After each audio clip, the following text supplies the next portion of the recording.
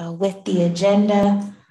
When Councilman Mattson joins us, we will discuss the Public Works Committee,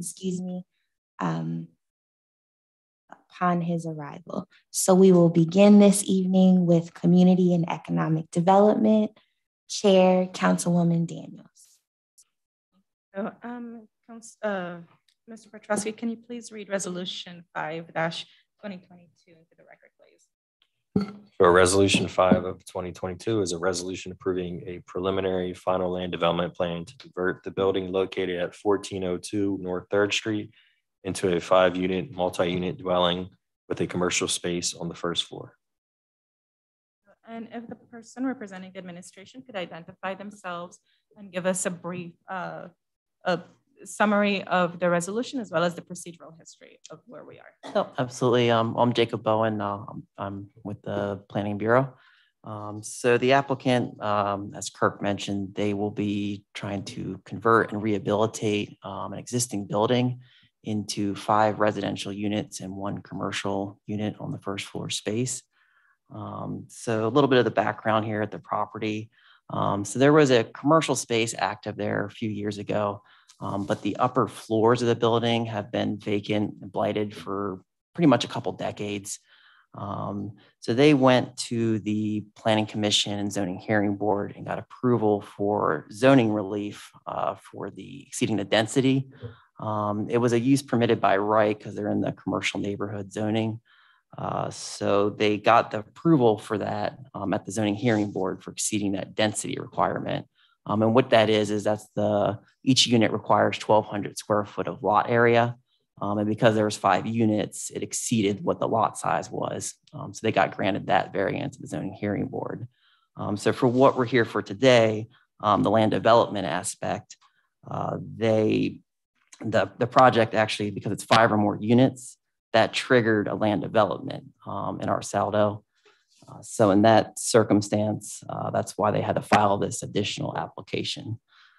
So at the Planning Commission, they recommended approval for this case with the following conditions.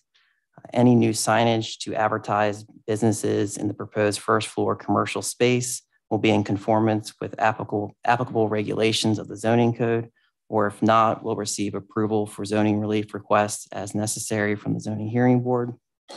Condition 2, the applicant will submit a certificate of appropriateness application from HARB and review for any additional exterior alterations to the building, including new signage for businesses to be located in the commercial space. Condition 3, the applicant will coordinate with the Department of Public Works to ensure the account billing reflects the established use on site. The Bureau recommends that the applicant consider sharing dumpsters with adjacent commercial uses. Condition 4, the applicant will provide the Planning Bureau with any documentation related to the lease of space in the surface parking lot at 1327 Susquehanna Street. The Planning Commission recommended approval for the following reasons. Reason 1, the proposed project will adaptively reuse a vacant building by reintroducing residential units and providing commercial space and ensure the historic property finds a viable use that will ensure its maintenance and preservation moving forward.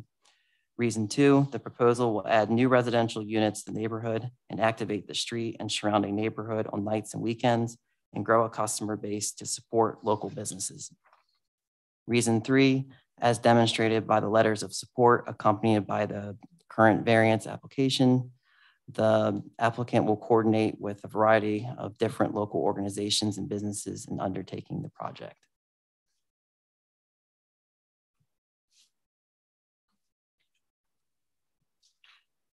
Yeah, that's about it. Yeah. Okay, thank you. Is the applicant present and able to present? Yep.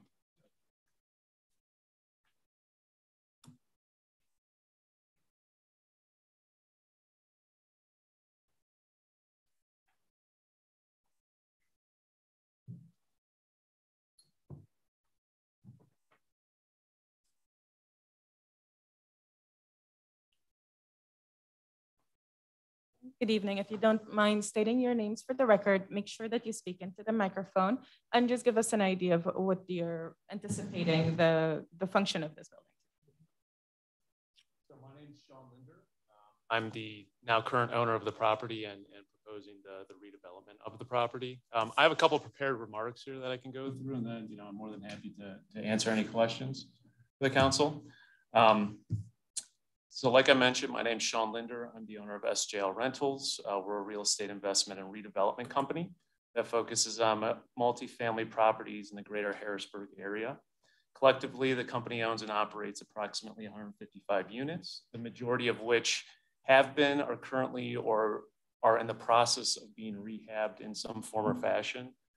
One of the good examples of this is, I don't know if anyone's been on Riley Street recently, but 224 Riley is one of the buildings we're working on. And we had to completely pull down the front facade of the building in order to make sure it was structurally sound, or else the building was probably going to collapse in the next 6 months. So that's just one of the examples that we're adding to the community. So we certainly have a vested interest in the continued growth and development of the area. So a little bit about the property. The property spans about 4,000 square feet across 3 floors, which was built in the mid to late 1800s and used originally as a pharmacy. Though there isn't any mercantile permit on record, as Jacob mentioned, the last known commercial tenant on the first floor was the tap room. And from my knowledge, that was shut down about two years ago. As Jacob also mentioned, the second and third floors have been vacant for a number of decades. If I would guess, it was last inhabited, 30, 40, 50 years ago. By its current layout, though, the floors were most likely used as some type of multifamily rooming facility, which was also noted in the planning's case report. If you know this property, as I'm sure you have driven past it, it's been extremely neglected over the years. It will require complete renovation, which will encompass all your primary trades related to structural, mechanical, and cosmetic updates to both the interior and exterior of the building. Our proposed plans, as Jacob has mentioned as well, is to build out 5 multifamily units, as well as 1 street-facing commercial space. We estimate that the cost of this renovation is going to be in excess of $500,000. I know parking, even though it's not required in the CN district, it is a concern in the city. We have addressed that. There is a parking lot catty corner to the building that we've received conditional approval from the owner, which is Greenworks Development, to sublease spaces there.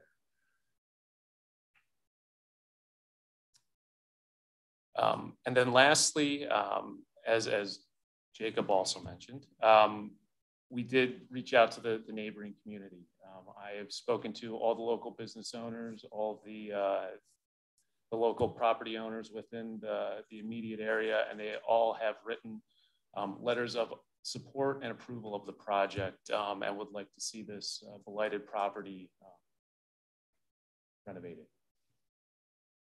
At the moment, do you have a sense of what business you intend on attracting for the business portion, the commercial portion of the building? And do you know the rates at which you anticipate renting the units above? Yeah.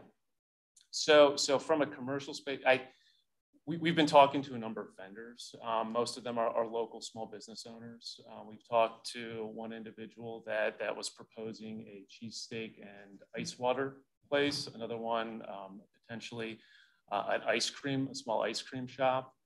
Another one was even thinking about potentially using the space as like a rotational retail space for up and coming businesses that might not need permanent space yet, but want to try to sublease space for 3 to 6 month periods. So I don't have a firm commitment for a tenant, but we're talking to a lot of local businesses that are interested in the space. And how are you doing the outreach to those potential business owners who might be interested in the unit?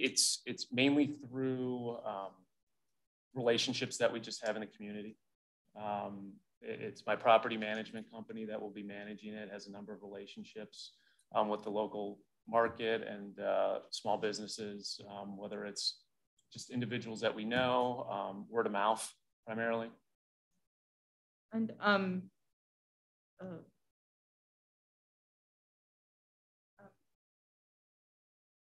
I think that's it for me. I'm going to go ahead and ask my council members to ask questions. So I'll start with Council Member Rawls.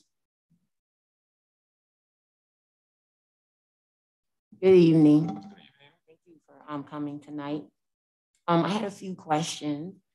One was how much, or you said the parking spaces would be leased. Mm-hmm. How much would they be leased for? So we have a conditional lease agreement. Mm-hmm. We haven't talked specific numbers, but I would anticipate anywhere from $50 to $100 a month for the lot, which is, you know, right in range with all the additional parking that you have for private parking in the area. Okay, and how much will rent be for the rent would range between for the units anywhere from $850 up to about $1,300 a month. Are any of them going to be? We do have a package for the 20% low income housing. Mm-hmm. Is any of that going to be something you will be partaking in? So that's a great question. This did come up at zoning, and I did a little bit of research after the zoning hearing board, after a discussion that we had there, and I spoke to the housing authority, and based on what they define as affordable housing, which is 30% of the median income in the county, we would be well within that range, specifically within our rent rates. Okay. And how much will the commercial space be rented out for? Are you thinking about that? We're thinking anywhere from $900 to $1,000 for the square footage that we're looking at. And how will you, I don't want to say impact, but what are you going to be bringing to Harrisburg? I know you're helping a blighted building, which is great because we do have a lot of blighted buildings and we do want them to be something different. We want to cosmetically bring Harrisburg to a certain, make it beautified, where beautification is, I think, all of our goals. But how are you going to help Harrisburg other than fixing the blighted building? Like, what will you bring to it? Why should we allow you to continue to help blighted buildings in Harrisburg per se? That's a great question. So give you all a little bit of background. I'm not from the area. I currently live in the Lehigh Valley. My relationship with Harrisburg started, 3-4 years ago, strictly out of the desire to get into owning rental properties. And since then, it has grown to be an area that I consider to almost be a second home now. I'm out here about every other week. I spend, a significant amount of time here. I've developed a lot of really great, deep relationships. And I would say, a number of my close friends are now living directly in this area. I think one of the biggest aspects that, I can bring to the table for Harrisburg is just an outside view of the city. It seems like from my perspective, for the longest time, it's really kind of just been Harrisburg interacting with Harrisburg. There hasn't been a whole lot of outside development coming in, or investors or companies from the outside area that want to come into the area, or even just know the amenities that are in this area, because it has great amenities to the area. So as being an outsider, it's really just telling the story of Harrisburg and what's going on here, and just how great of an area it really is. Not only from just amenities, but work-life balance standpoint and everything else that's going on. So I think that's probably, to be quite honest with you, outside of everything else we're doing, and the property standpoint and helping to fix these buildings, I think that's probably my biggest value. Thank you. I would agree with saying that people are coming in, but I think a lot of investors are coming in, but I don't think always their intentions are the best. And taking care of Harrisburg and the people who live here. We're very unique, and we want to be taken care of, and we want our residents to be able to afford where they live, love where they live. And we want everybody to be able to reach a certain point of economic development that they all deserve. So, you know, so, but thank you. Yep. Councilman Madsen. Yes, thank you. I do apologize for being tardy. Will there be any opportunities for local NWBE participation on the project for the construction end? There will be, for sure. We're actually I haven't finalized who our contractors are going to be for the project, but we're in close conversations with Valencia Construction. The owner of that is Native American descent. So and I'm more than willing to, I don't know if you guys have like a list of. We do. You do? Okay. Yeah. I would encourage you to, if you could email me that. Yep. We can definitely take a look at those because And as you're putting stuff out to bid, if you could just share that with us. Okay. And then we can share it through our networks and make sure that folks that are interested have an opportunity to bid on the project. Yeah, we can do that. Is that it? That was it. Yep. Thanks. Council Vice President Greene. Thank you, Councilman Daniels. A couple of my questions have already been asked. I guess as we're looking at different development projects throughout the city, especially in the downtown, midtown area, something that often is of concern to me is how do we look to attract local, like already local residents? A lot of times things are done word of mouth. So by the time the unit's even available for rent, it's already rented out. And usually it's to someone who doesn't live in the city already. How are we going to make sure that our residents are included in this? How we rent out units is by online ads. Your traditional, realtor.coms and your Zillows and everything else that apartments.com that locals plus outsiders, as you alluded to, have the ability to apply for. What we're seeing with our rental base, just to give you some insight into who we see renting, because most of our properties are in the Midtown area. It's actually a lot of young professionals, and this is since COVID, a lot of young professionals that have an attachment to the area, whether they grew up here or they have family members from here or something, and they moved away because they wanted that big city feeling. For instance, we just rented to a young lady who grew up in the West Shore. She moved down to Baltimore, but ever since, and she went to Baltimore just for the attraction of the bigger city, but she has since relocated back to Midtown because she sees all of the attractions that have been brought into the city. So I can tell you that is a trend that is continuing, is a number of our rentals do have some previous attachment to the area, whether they grew up here and left and want to come back or so. Thank you. You said the rent will be about $850 to $1,300 a month, ballpark range. Is that including utilities or that's just bare minimum? That typically includes sewer, water, and trash. And then these units will have gas, heat pumps for them, and electric. So those are going to be required by the tenant to pay. Okay, and these are 1 and 2 bedroom units? They are, yes.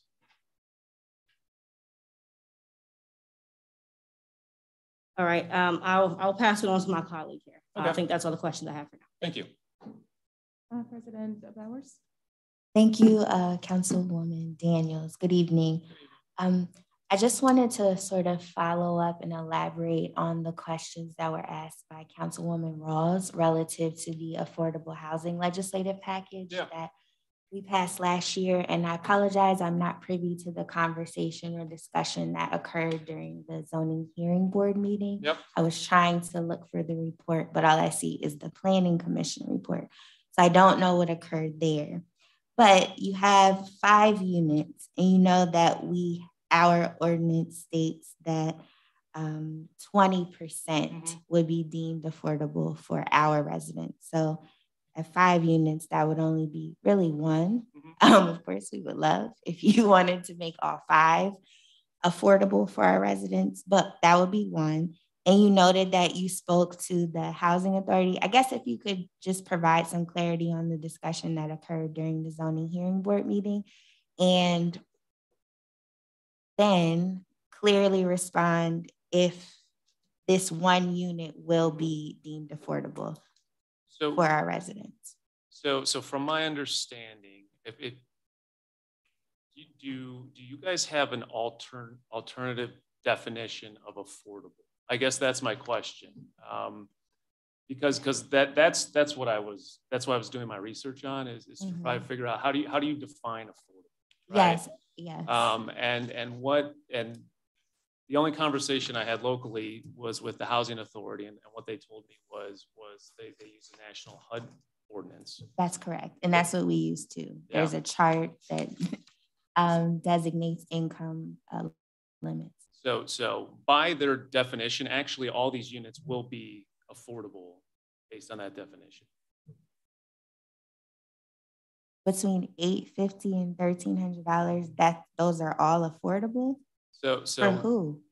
So the HUD ordinance says that affordable housing is defined as 30% of the median income of the county. And from my research, the median income of Dauphin County was right around $60,000. Well, let me clarify. Okay. The county is higher than the city of Harrisburg. The city of Harrisburg's average median income is a little over $30,000. Okay. So that's quite a stark difference relative to the county's median family income. So I just wanted you to know that since you're fairly new to the area. Yep. So that gives you some perspective on the potential applicants who may be applying for the one unit that's affordable. Okay. So I'd like to agree to disagree, I guess, in that the $850 to $1,300 is not affordable for our residents. So I just want to be clear there. Perhaps, I don't know if it's something you need to discuss with your partners or whomever else, but to meet the requirement for at least one of the 5 to be affordable, is that something that you would consider? Oh yeah, it definitely would. Okay.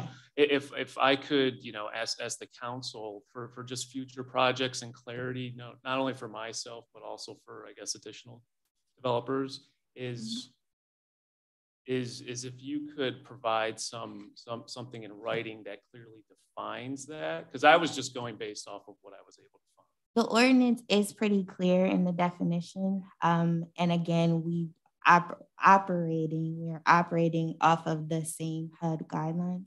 Okay. So yes, so it would be Bill 16 of 2020. That's the one that established the affordable housing program within the city. There is an application that is currently being developed. We're a little delayed in sort of rolling it out.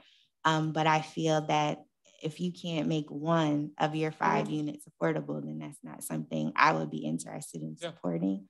I would be willing to do that. I just was under a different assumption. Yes, a larger assumption. So thank you for clarifying. I don't have any other questions. Okay. Councilman Majors? Yes, thank you. And also I want to apologize for my tardiness. And I guess, so I want to agree with both President Bowers and Councilmember Rawls regarding like developers and development in Harrisburg. Like what we have seen is it has been all outsiders. We don't have a lot of Harrisburg folks investing in the city to do commercial properties. I mean, when we go and look at different organizations that are looking to do substantial development in the city, it typically is with outside money to gentrify a certain community in our city, resident of most, the one that we see the most attention paid toward to is our downtown and our midtown area. So we are seeing that where we do want to see, hopefully, more development, and again, this isn't just directed at you, but this is a larger thing, is in other neighborhoods within our community. The bulk of the attention is paid to that midtown area, and specifically these few blocks between Riley and maybe up as far as Kelker, maybe. I mean, it is attractive right now because we have the courthouse. So we are seeing outside investment. So, you know, fresh set of eyes, we see fresh set of eyes come before us. I've seen fresh set of eyes every year I've been on council for the past 6 years. But I appreciate you wanting to come into our community, but those type of assertions for me just rub me the wrong way because it's been a new face in front of us with, you know, different players participating or encouraging their friends to come in or people that they know and have business relationships with to come into our community.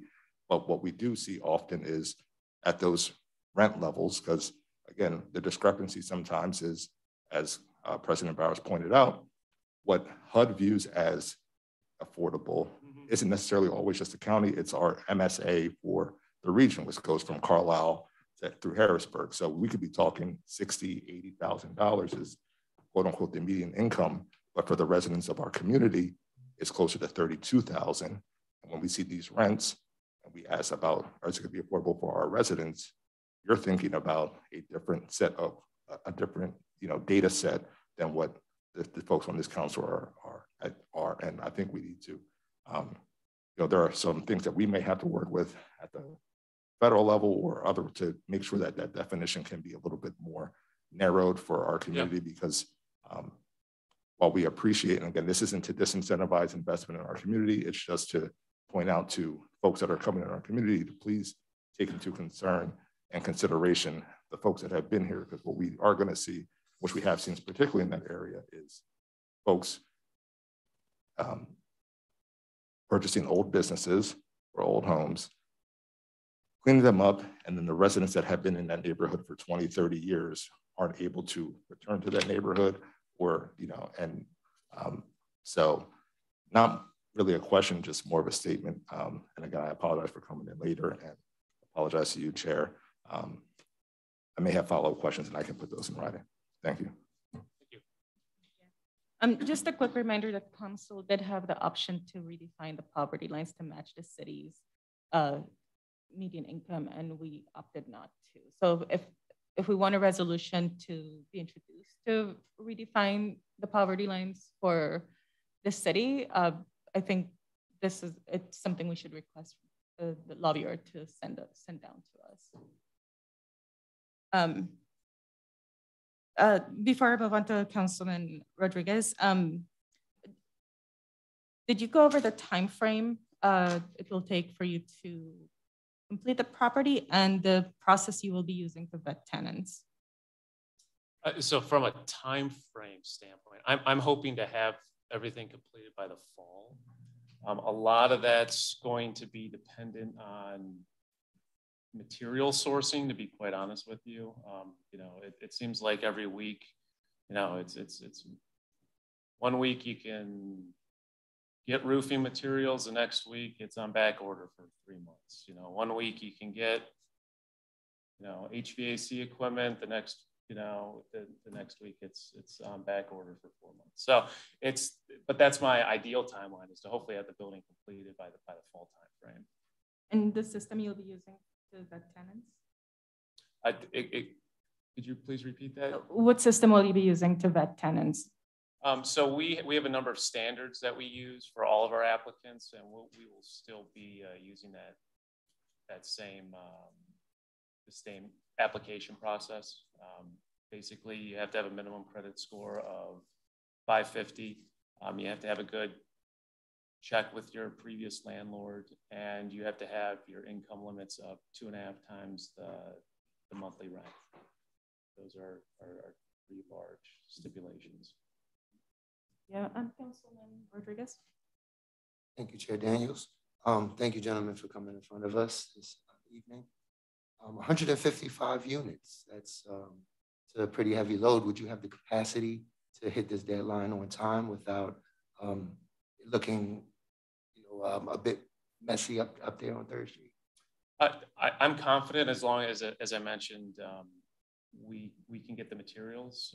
I have a strong local team behind me that are all live within the city, that, you know, are tradesmen or contractors, and property management's all local. So yeah, I'm confident as long as we can get everything that it can be. Now, is that something that can be pre-ordered, but you have to select your contractor first, though, correct? Yep. Yeah, we have to. So what typically happens is you select your contractor, and then they go through the project, and they go whole right up on the, and then they'll buy materials. Yeah, they'll try to supply the materials and whatnot. So, but I can tell you specifically when we were talking about this, like for instance, the roofing materials. I'm not quite sure if it's still that big of an issue, to be quite honest with you, but as of last fall, rubber roofing material was on back order for like 4 months. So it's just, and again, it's like ebbing and flowing depending on what. And I'm aware of that. I just wanted to encourage you to be proactive, especially with what's going on in the world right now. Yeah. There's no certainty on those coming in or going out. Yeah. So if we could be a little proactive in that, when we make our certainly. I'd love to expedite that time. Absolutely. Yeah. Do you plan on engaging with any subsidized programs like Section 8 or allowing tenants that are involved in those programs to rent? Potentially. Okay. Yeah, I would be open to it. Okay. What would that depend on? What would constitute you working with someone as such?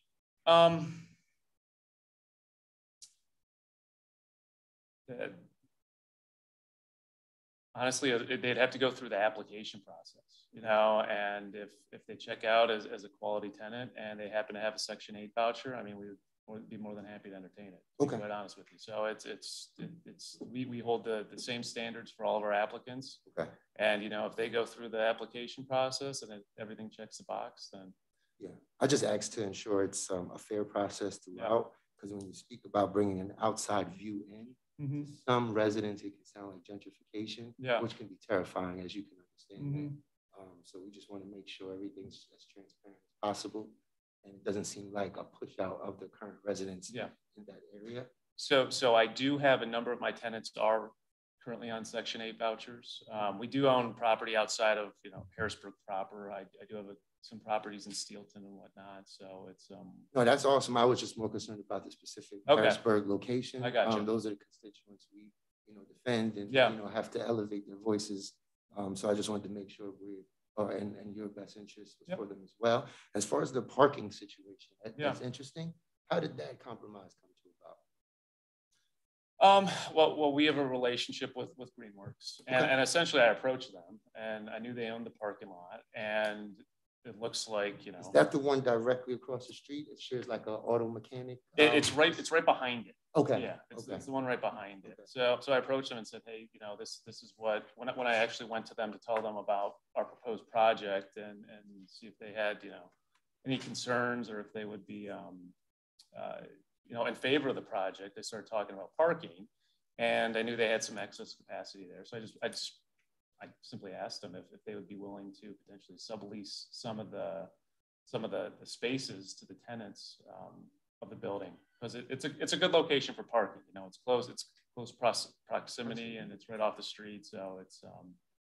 And you said you would be there would be a fee that goes along that corresponds with that. Is that for tenants only from your facility? That's who we would be marketing to. Yeah, we would basically, that those would be the only spots we would have would be for our tenants specifically. Okay, and so they would pay the rent on top of the fee to park monthly.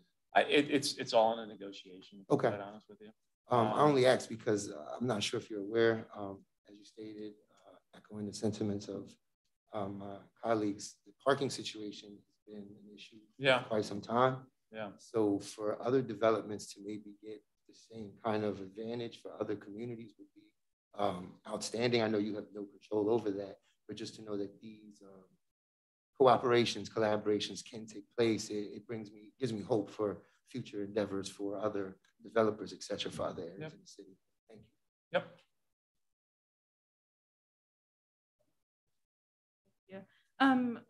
Solicitor Brewer, do you mind reviewing the standard of review of this ordinance, of this resolution? I'm sorry, could not hear you. Do you mind going over the standard of review for this resolution? It is my understanding, with the recommendation of the planning board for this SAUDO and for them concurring with the 4 conditions that were placed upon him, that it satisfies the SAUDO, it would be subject to approval. Is there any discretion or? I hate to say there's no discretion. It's just the council passed the ordinance that said what they had to satisfy. It comports to what council had adopted as the law, and so council has in front of them, as we understand it, a project that comports to the law. Thank you. So if this could be added to, sorry, if resolution, are there any other questions? I have a parliamentary inquiry if possible. If there were a potential amendment made or proposed, how would that take place in work session or legislature?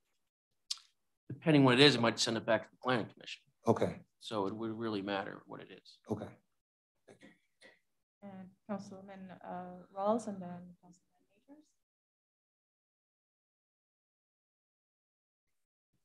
Majors. I just wanted to, I know you said that you had 1 to 2 bedrooms and you were looking to make sure they were affordable, at least fall in the 20%, which only would be maybe about 1. Hoping that you would at least have 2 or all of them would be best, but are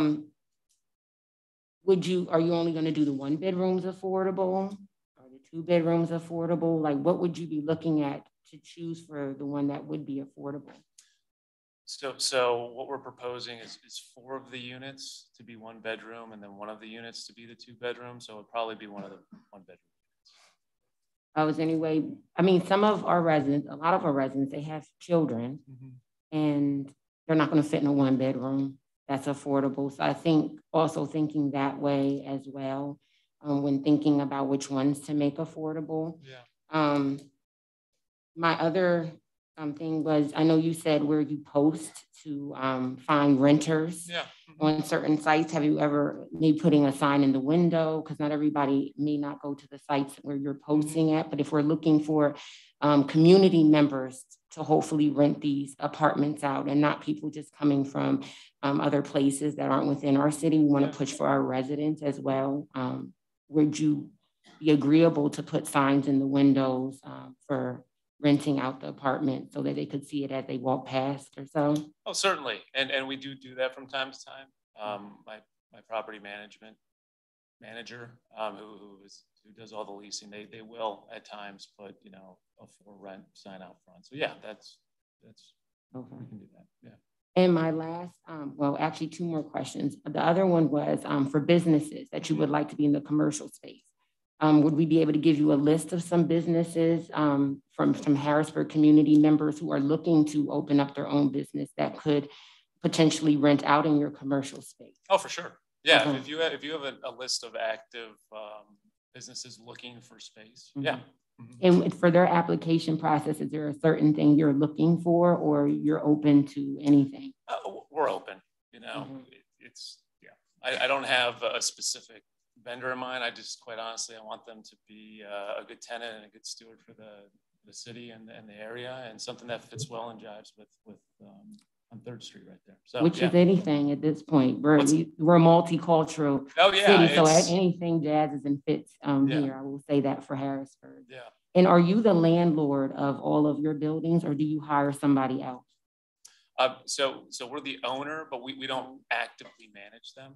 We do have a local management company that is doing, the physical management of the buildings. And what local management company is that? Midtown Property Management. And how have they been as managers? Oh, they're fantastic. No discrepancies, no issues? No. Thank you. Thank you, Councilwoman Daniels. Okay. Thank you. Well, one of the questions I have was already asked. So just a couple follow-ups. And I apologize if you mentioned this earlier because I came in late. In your portfolio, how many properties are there outside of this one if it's potential to be established? There's properties specifically. I want to probably 30 properties. Okay. That have and how many units? Well, if you count the storage units, about 150-ish.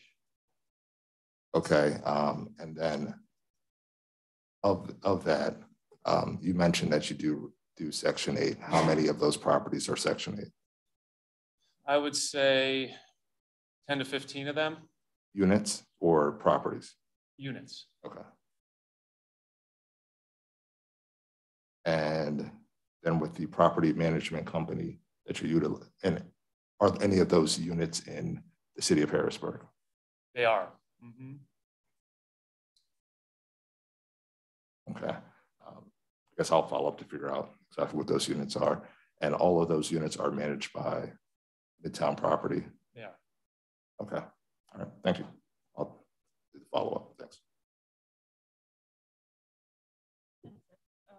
Thank you, everyone. If this could be added to the agenda. Certainly. Thank you, Councilwoman Daniels. Next, we'll move to Budget and Finance Committee with Vice President Greene. Thank you. Mr. Petrosky, if you could read this into record. Yes, Resolution 10 of 2022 is a resolution ratifying a collection agreement between the City of Harrisburg and the Harrisburg School District for the collection of the business privilege and mercantile tax and the amusement tax for the 2022 tax year. And then who from the administration?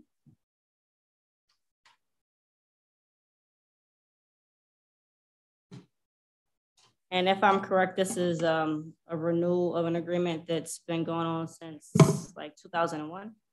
That's correct. Okay. If you could just give us a brief overview, I'd appreciate it. And if there are any changes, but I think it's just a straight renewal. It is a straight renewal. There's actually no changes from last year to this year. All right. I will open it up to my colleagues for any questions. I will start to my far left with Councilman Rodriguez. I have no questions. Thank you for joining us this evening. Councilwoman Daniels? No questions. Councilman Majors? No questions on this. Thanks. Council President Bowers? Thank you, Vice President Greene. I have a very, very minor question, comment. So I noticed on the actual agreement itself, it looks like the 2 in 2022 is handwritten in. So I just wanted to note, is this the final version or copy? Because I do see signatures here.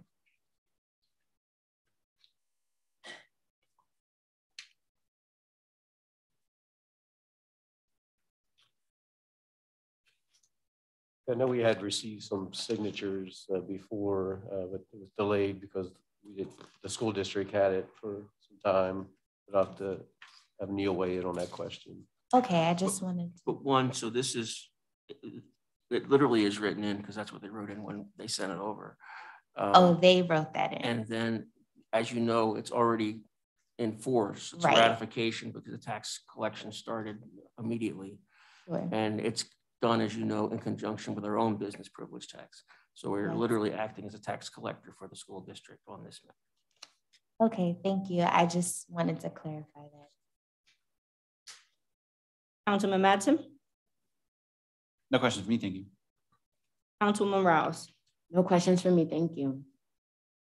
Are there anyone who has any questions or comments before I ask this to be placed on the next agenda? Seeing none, I will ask that this is placed on our next legislative agenda. And thank you for being here tonight. Thank you. Thank you. Thank you, Vice President Greene. We will now move to the work of the Public Works Committee. Councilman Madsen. Thank you. Is there anybody from the administration present to go over the resolution?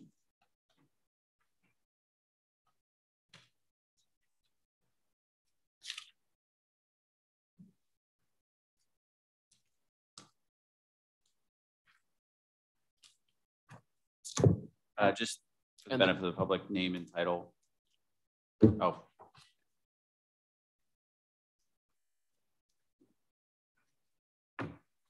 Me. Name's Percy Bullock, current project manager and acting director for the engineering department.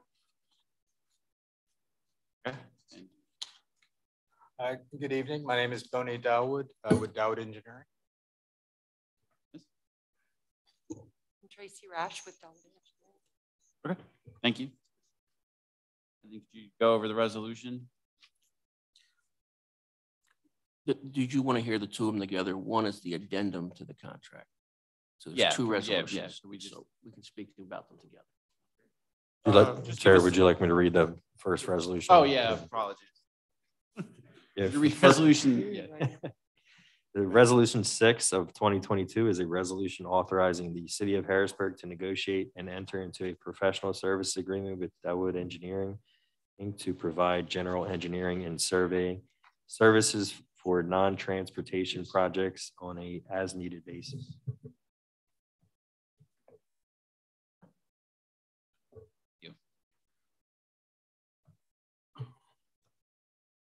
Oh, could you read resolution 12? Resolution 12 of 2022 is a resolution authorizing the city of Harrisburg to negotiate and enter into an addendum to a professional services agreement with Delwood Engineering Inc. for the firm to provide services as the city engineer. Start with resolution 6. So just go over a brief overview of the resolution.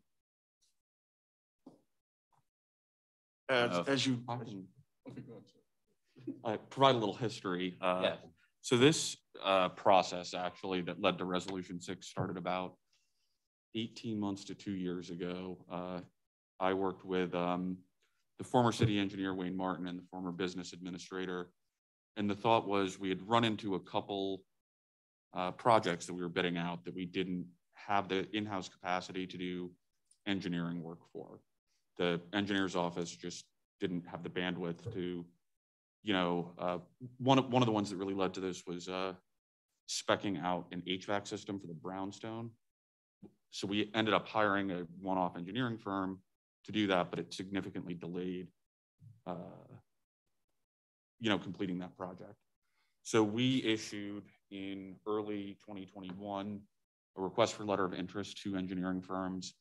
Dawood was one of the proposers that put in on that. There were a number of proposers. That RF LOI was scored, and Dawood was the highest scoring applicant, and were selected as the vendor that was brought here tonight. So that RFP or RF LOI, I'm sorry, is to provide general engineering services, and the thought was to have them support the city engineer. As you guys are aware, we don't currently have an in-house city engineer. So then when the new administration came in, there was discussion about using Dawood as a stopgap until an in-house city engineer could be found.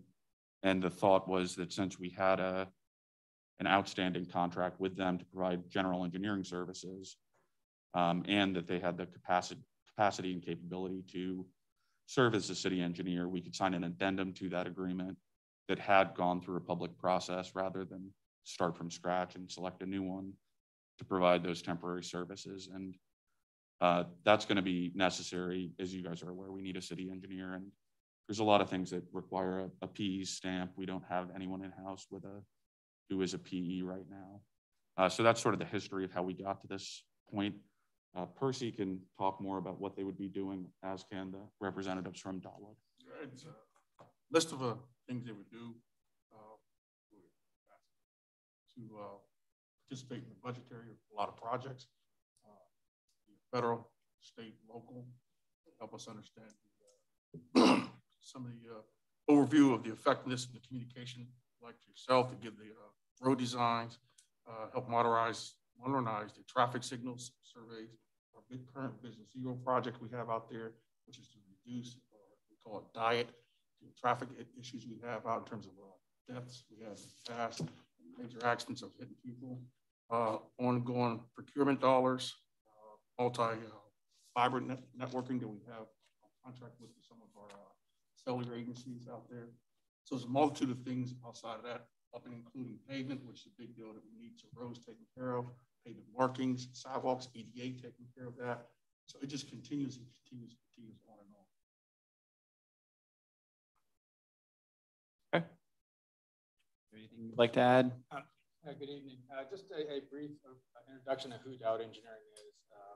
Dowd Engineering is a 30-year-old firm, essentially a Central Pennsylvania-based firm. We have provided services in the city for many, many years, probably since the 90s. We have 160 employees. We're excited about the opportunity to partner with the city and Excuse help me one second. Can you please speak into the mic? I'm sorry. Sorry. Just a brief introduction. Again, we've a Central Pennsylvania-based firm, 160 employees. We're excited to work with the city. We have a lot of history in terms of projects in the city, probably since the early 90s, and we're quite familiar with infrastructure and some of the challenges in the city. So we're excited to have the opportunity and also assist where we can. Thank you.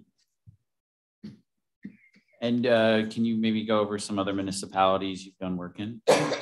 We currently represent adjacent municipalities, Sotera Township, adjacent. We also do work in Hampton Township and West Manchester. So we represent a number of municipalities. We have a lot of professionals on staff. The needs are varied, and so we have a lot of professional engineers on staff that can help in different areas, such as transportation, infrastructure, drainage, things of that sort. I believe your current complement would be sufficient to handle all of the work that the city needs and assistance? Yes.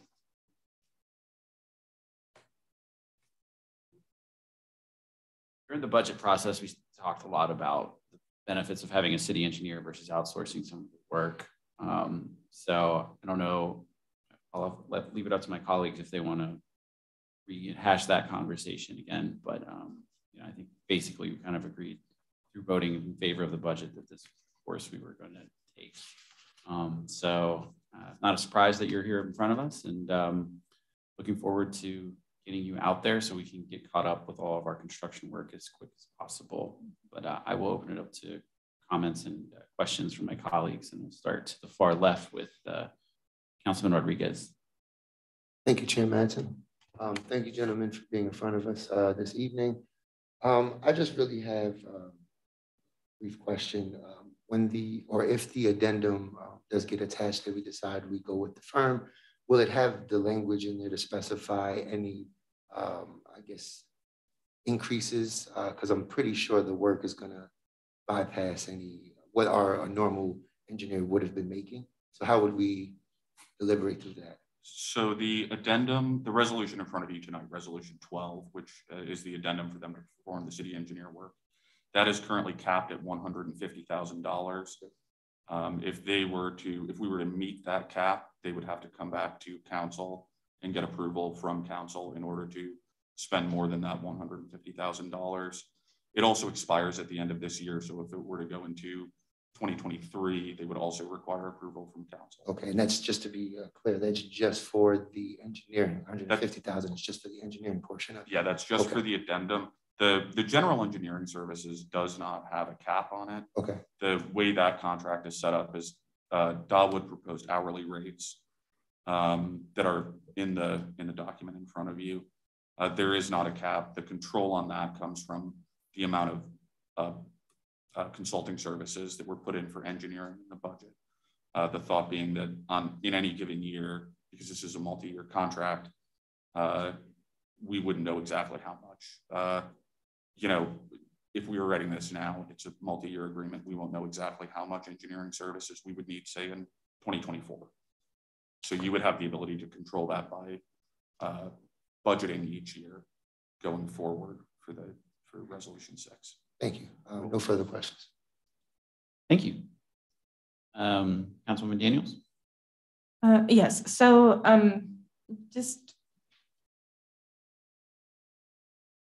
so resolution 6 is for 2022 and resolution 12 is through 2026. Or, yeah, if someone could, sorry. Resolution 6 expires December 31st, 2026. That is the general engineering services. And the thought was that would be in support of an in-house city engineer. That is how this contract was designed. Resolution 12, which is to serve as the city engineer, expires December 31st of this year. So that means resolution 12 starts January 1st of this year, is retroactive to January 1st. The work has not started. No money's been expended. Okay. So. And then if I remember correctly, there were some certifications that specializations that we didn't have in-house to make assertions when we apply for certain state and federal grants. So they would be doing that as part of this contract. Certifications when we apply for stuff? Yeah, like I remember there was one contract, I can't even remember exactly what kind of expert, but there was a particular kind of expert and we didn't have him. And so I contracted out someone to do that. I'm not sure exactly which grant you're talking about, but in general, the thought was to have them provide that expertise that we don't have in-house, because they do have people with professional licensing that can sign those documents that we don't have anyone who can currently. And they would have to speak to what they're comfortable certifying each time it comes up. But we do assist municipalities in terms of preparation of grants and pursuing, in terms of providing professional judgment in the applications in that pursuit. So we will be able to assist and provide support in that realm. That's it for me. Thank you. Thank you. Councilman Major.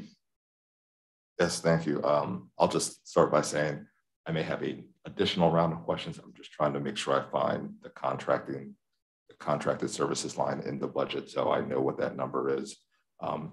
With our solicitor mentioned it's not capped. I just want to see how much is in that line before all of my question is completed. So first I'll start on the first question I have is in terms of your complement, you said 160 employees. How many women? I don't know the exact number of women employees that we would have. Okay. I'll just African-American, well, any Black or brown folks. I would not have an exact. They request qualify as a minority. We do, and we also in terms of diversity are very active. I actually sit on the diversity council, and so we work with a lot of companies, various companies. Actually, two of our team members, one of our team members is Cosmos Technologies, Frederick Douglass, who's another diverse company. So we do look at partnering and bringing in other diverse companies as partner firms for a lot of our pursuits. Okay, so that's different than having those people work for you. That's correct. They would be a partner on a project, right?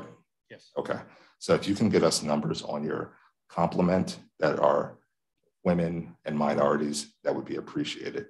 The other piece I have, I guess, is we're looking at both of these at the same time. What controls are in place that if you're going to be our city engineer and also doing these additional contracted services, what controls are in place so that when we're getting billable hours into us, that they're separated? And I think my understanding, and I'll defer to city staff to clarify, is one is on a per task basis because it's sort of on a project by project specific basis. And then one is services that are typically completed by the city engineers that's required as part of processing of plans and other duties that come up that needs direct oversight by a professional engineer. Okay, so I guess layman's terms, on the resolution 12 as a city engineer, mostly you're there for our stamp so that we have approval for certain projects. You're not going to be doing any of the personnel issues. Is that correct?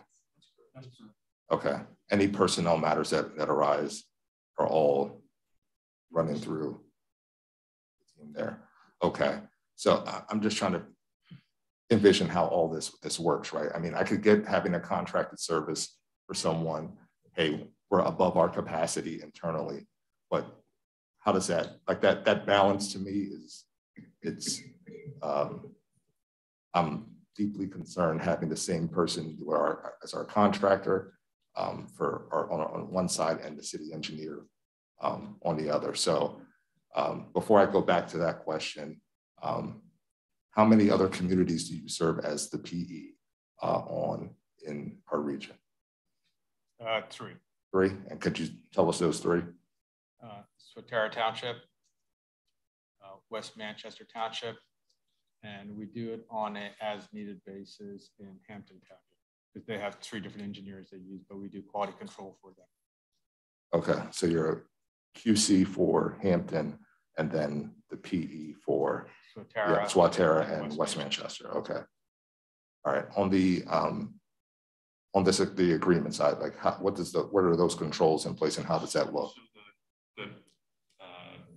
So Resolution 6, which is the master agreement, doesn't authorize them to do any work. Each time we want them to do work, we'll have to come up with a task order that will then be signed by the mayor and the controller that'll specify the amount of money, the hourly rates, and a max cap for each discrete task that's going to be done under Resolution 6.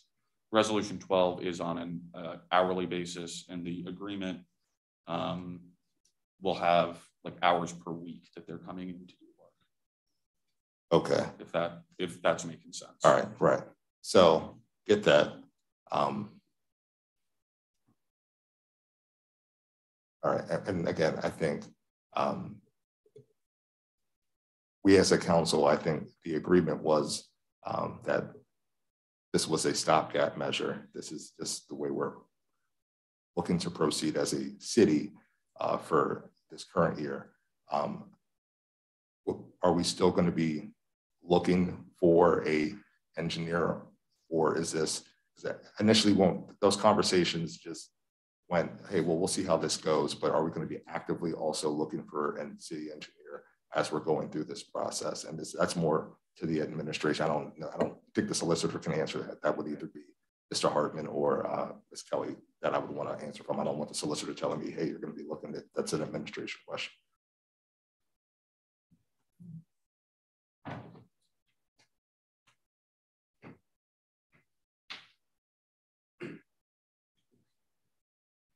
Yes, it's something we're having ongoing conversations as it relates to finding a permanent person in doing it. But right now we want to address the backlog that we have right now, which is what they're going to help us do. But we still have job description. We still have the position physically on the books.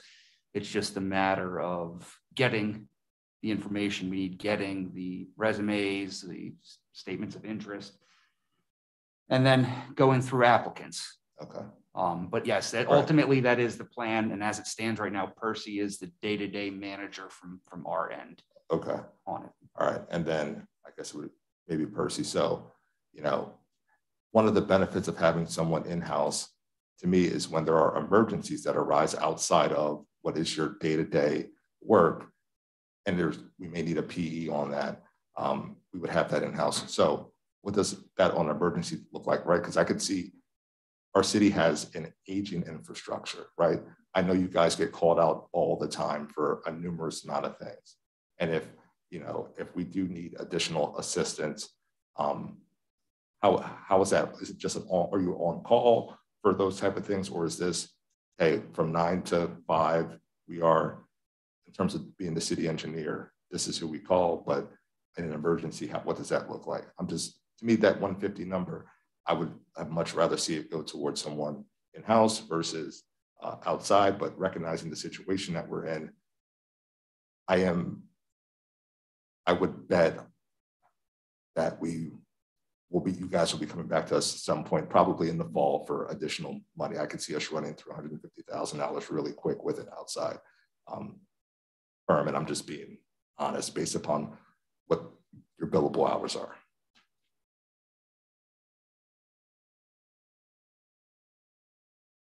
Okay, silence. All right. I mean, what's the emergency? What's the emergency procedure for? Sorry, I apologize. I'm just saying I'm a little. Yeah. Just all right. What's the emergency process? How about that? Right off the cuff, I believe the emergency procedure we have to connect and create phone numbers between one another and get a coordination with that. Outside of that, I don't believe there'll be a contract issue. See what our emergency process is. Okay.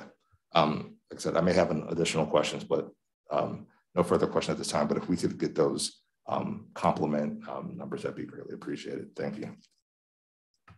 That President Bowers. Thank you, Councilman Madsen. Good evening, everyone. So I just wanted to clarify a few things just to make sure I understand what's happening here. Mr. Gaylord, you mentioned that we're operating off of the appropriation for consulting in the budget. Is that correct? At 150,000? Or is this a separate? So each task order, what I was talking about when I said that, each task order that would be authorized going forward out of Resolution 6, which is the general engineering one, is going to require, and we have done this with other contracts that council has signed off on. You authorized the Kittleson contract last year. And I believe there was a similar Wallace Montgomery contract in the past, requires that the task order be signed by the mayor and the controller. And so then the budgetary control there is that before the controller will sign it to authorize the work, there has to be budgeted funds in a contracted services line that's been approved by council before that can be signed off on. Okay, I just wanted to make sure that that's what the appropriation, I guess we were exhausting with this. Just wanted to clarify. Yeah, and that is Resolution 6. I am actually, and perhaps I don't know where in the budget, I believe it is in the budget. Maybe Marita could say where the $150,000 for Resolution 12 is. Okay. So yes, that would be my next question then. If it's a separate line, I thought it was too. That's why I'm asking. So I'm looking at the budget. It's page 99, and it is line item 421030. It's labeled consulting, and the total is 150,000. So that one is for 6, or no? That's for 12. Yeah. Okay. And so each department also has contracted services. So like if facilities, we're going to bid out a construction project. Like let's say that next year they wanted to bid out a construction project to do improvements on a building. When they did the budget that year, they would put in the amount of money that they thought they needed to do engineering in their facilities contracted services. And that's where the payment would come from for the general engineering work under Resolution 6, which is the general engineering one. Okay.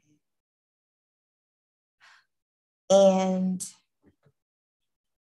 perhaps maybe some background too, because you mentioned that this was developed almost 2 years ago when Mr. Martin served as the engineer. And with the end of that agreement being December 31st, 2026, you said that it was in support of an in-house engineer. That was the initial conception when we started. So 2 years ago was when we started having internal discussions about this. And the thought was that we could get someone on board to do projects that Wayne just didn't have the time to do. We bid out a lot of, $20,000 construction projects. In order to bid that out successfully, you have to spec out the project and it have a set of specifications. And Wayne simply didn't have the time to go out to every building site and say, well, you're going to have to do a whole structural analysis and all of that's necessary. So that's sort of what led to this concept. Okay.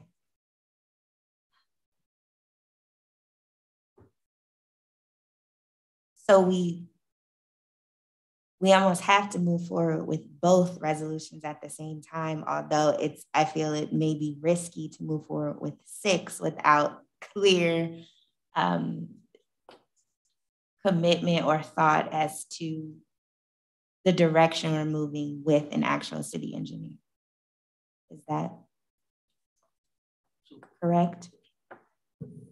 Third-class city code was amended in 2014 and 15 to authorize a city to have an engineering firm instead of an engineer.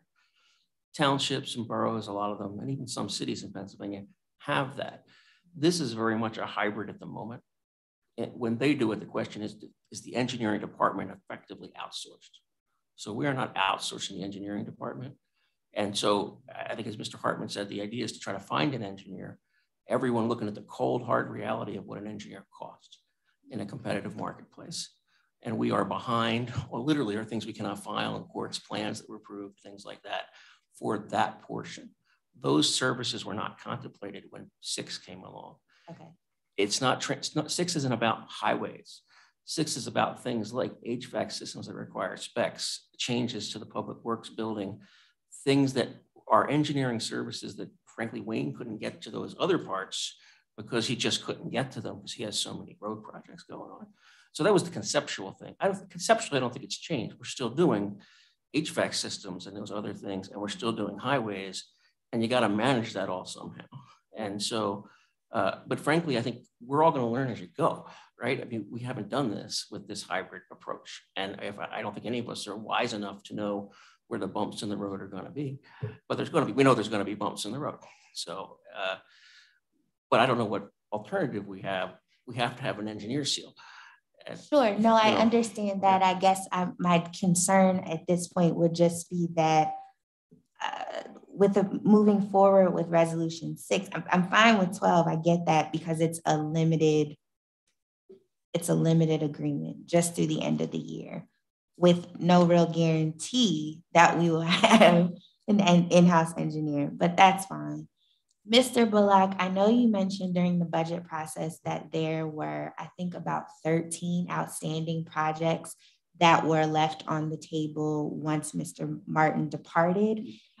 Is that number still accurate to date, or have more been generated since then? This is a conversation myself and solicitor were speaking of today. I think you give a better background on that than I can. Okay. So in the budget document under the capital projects, there's about 7 or 8 listed of those 13. Mr. Martin provided a transition memo with those numbers. He did. I believe he also says this isn't everything, this is the major things. We've already discovered one item that is not covered in that list in the capital projects fund, just because it sort of dropped through the cracks when we got a proposed contract from CRW. It's a relatively small one, but you have about 8.9 million in the capital projects accounts that are in there that are simply the carry forward. So open purchase orders, as I understand it from Mr. McCutcheon, from 2021. So ongoing projects. We then have to sort of sort through the matching money, the agency money from like CRW via PennDOT, Impact Harrisburg, and potentially others. So engineering is catching up on managing what Wayne kind of managed by himself, and these sources and funds.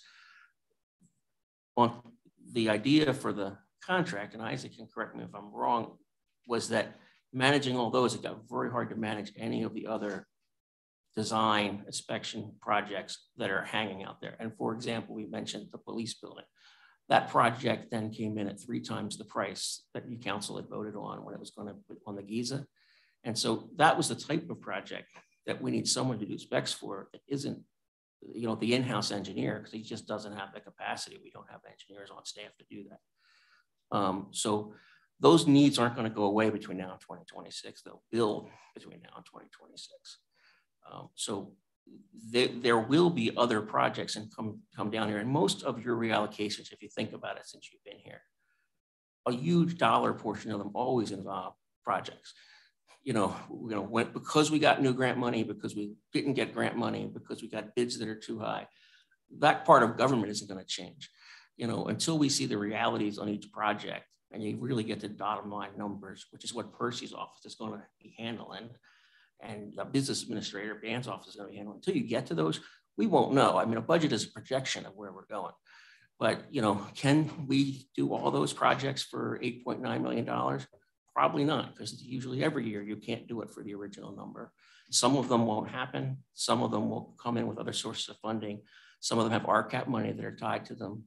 But that's just got to be managed. And I mean, it's just work. So, and so I'm not sure that answers your question, but Well, I understand. I just wanted to get an idea of what the potential contractor may have to deal with, and just get an idea of what was outstanding before we move forward. That's all. Yeah, and I apologize. I don't remember if I forwarded you Mr. Martin's memo or if he did. To the we council. Received his memo. Okay. Yes. Thank you. I don't have any other questions. Thank you for that. Vice President Greene. Thank you, Councilman Madsen. I just have a couple of questions. One's pretty simple. Who would be the city's point person? I see it says the city would appoint a point person. But right now, myself, Dan Horton. I also noticed that it says that Dawood would be present at board meetings, commissions, meetings, and council meetings. Just looking at the amount of money we have contracted and the rate per hour, how are we going to discern which meetings they'll be present at so we aren't like running through our money unnecessarily? I would say my immediate answers when it was spoke of when they're called on needed for those particular projects to answer questions. Okay.